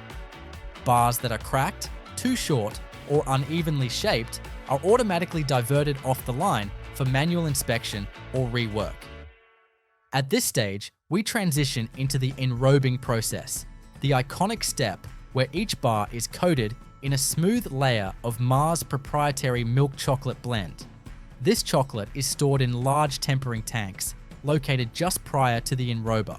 These tanks keep the chocolate at the ideal crystallization state, ensuring a glossy finish and firm snap after cooling. The chocolate used in Mars bars is a blend of cocoa liquor, cocoa butter, sugar, and milk solids, with added emulsifiers like soy lecithin to enhance flow properties. The tempered chocolate is pumped into the enrober, which is essentially a tunnel lined with a bottoming section to coat the base of each bar, and a curtain section to drape chocolate over the top and sides. Each Mars bar passes first over a shallow pool of chocolate to coat its underside, then directly beneath a flowing curtain that envelops the rest of the bar. A gentle stream of warm air is directed across the top to remove excess and create a rippled surface texture, a distinctive feature of the Mars bar. After enrobing, the bars are conveyed into the cooling tunnel, an extended refrigerated belt system approximately 20 to 30 meters in length. Inside, the environment is segmented into zones that gradually lower the temperature of the bars from around 32 degrees Celsius to 10 degrees Celsius. This staged cooling helps the cocoa butter in the chocolate crystallize properly, locking in the sheen and texture while avoiding fat bloom or streaks. Throughout this tunnel, air humidity is tightly controlled, generally under 50%, to prevent condensation on the chocolate. Dew point sensors and fans work in tandem with the refrigeration units to maintain a stable microclimate. The bars spend 5 to 8 minutes in this tunnel before emerging with fully set coatings, ready for packaging. As the cooled and finished bars exit the tunnel, they're fed into accumulation conveyors and grouped for wrapping. Each bar passes through a flow wrapping machine where printed film is unwound, formed into a sleeve, and sealed around the product. The wrapper is then crimp sealed on both ends and trimmed. These wrapping machines can process hundreds of bars per minute, and each wrapped bar is weighed and scanned before being discharged onto final packing belts. At this point, the product is visually indistinguishable from the Mars bar found on store shelves, but the process is still not finished. The next stage involves secondary packaging, grouping bars into boxes, cartons, and shipping trays, and preparing them for distribution. As the fully formed, enrobed, and cooled Mars bars make their way off the production line, they enter the final stages of the factory process, beginning with high-speed wrapping and continuing through automated boxing, palletization, storage, and outbound logistics. These downstream systems are critical not just for protection and presentation of the product, but also for ensuring traceability, quality retention, and supply chain synchronization. While the visible production, the mixing, cooking, cutting, and coating is complete, the final packaging and handling stages are no less intricate, built on robotics, data systems, and industrial automation designed to manage millions of units every day. The first stop is the wrapping station. Here, each Mars bar moves along the conveyor belt in single file toward the flow wrapping machine. This machine feeds a continuous roll of printed film into a series of folding arms and sealing jaws. As each bar enters, the film wraps around it in a tight, tubular sleeve, and heated crimp jaws at either end form the back seal and the end seals simultaneously. The temperature of these jaws is maintained within a few degrees of the sealing material's activation point to ensure strong, clean closures without melting or burning the film. Mars uses multi-layered packaging films that are designed not only to provide barrier protection against oxygen and moisture, but also to deliver the tactile feel and gloss that customers expect from premium chocolate packaging. The inner layer is typically a heat-sealable polymer. The middle layer may include aluminum or metallized PET for barrier properties. And the outer layer is printed with brand artwork and product information. The printed designs are registered with high-precision sensors, so every bar's logo aligns perfectly. Any misregistered wrapper is automatically detected and rejected by an optical scanner system. Once sealed, the wrapped bar passes over a check weigher, an in-motion scale that ensures the final packaged weight is within tolerance. If a bar is over or underweight, even by a gram, it's automatically diverted. Next, each unit is passed under a metal detector, which checks for any possible foreign objects that could have entered the bar during earlier processing stages. These systems are highly sensitive and calibrated daily with test pieces. Some plants also employ X-ray machines that detect not just metal, but dense, non-metallic contaminants, such as glass or stone. Bars that pass all inspections continue down the conveyor toward the cartoning line.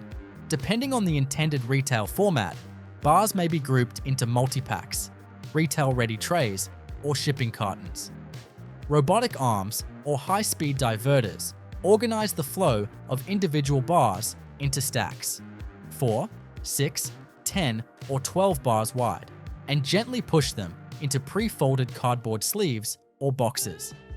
These secondary packages are then sealed using hot melt glue or tuck-in flaps, depending on market requirements. Each package receives a printed label with batch number, timestamp, factory ID, and possibly a QR code for inventory tracking. From here, boxed products are routed to the palletizing station. Robotic palletizers pick up full cases using vacuum grippers or mechanical arms and stack them on wooden or plastic pallets in precise formations. Each layer is arranged to optimize space, balance, and load stability.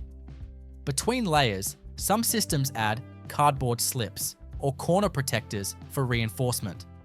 Once the pallet reaches its programmed height, typically 1.6 to 1.8 meters, it's wrapped in stretch film by an automatic wrapper, which rotates the pallet while dispensing the film under tension to secure the load. The wrapped pallets are then fitted with pallet labels that include the SKU, total unit count, gross weight, destination code, and a unique identifier that ties back to the factory's internal tracking system. These labels are printed by thermal printers and verified by barcode scanners before the pallets are cleared to enter the finished goods warehouse.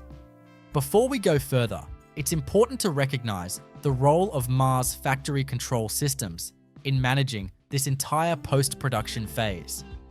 All equipment is integrated into a centralized manufacturing execution system, MES, that tracks every product in real time. Each bar, box, and pallet carries data embedded in barcodes or RFID tags about when it was made, on which line, using which ingredients, and under what conditions. This traceability is a cornerstone of food safety compliance and internal quality assurance. The finished goods warehouse is where the newly palletized bars await shipment. This warehouse is fully climate controlled to maintain optimal temperature and humidity for chocolate storage. Temperature is held at 18 to 20 degrees Celsius with relative humidity below 55% to prevent bloom, melting, or texture changes. Air circulation systems keep temperature consistent throughout the space, while insulation and vapor barriers prevent external fluctuations from impacting internal conditions. Inventory in the warehouse is managed using automated guided vehicles, AGVs, or forklifts equipped with real-time location systems. When pallets are stored, they're scanned into the warehouse management system and placed according to distribution priority.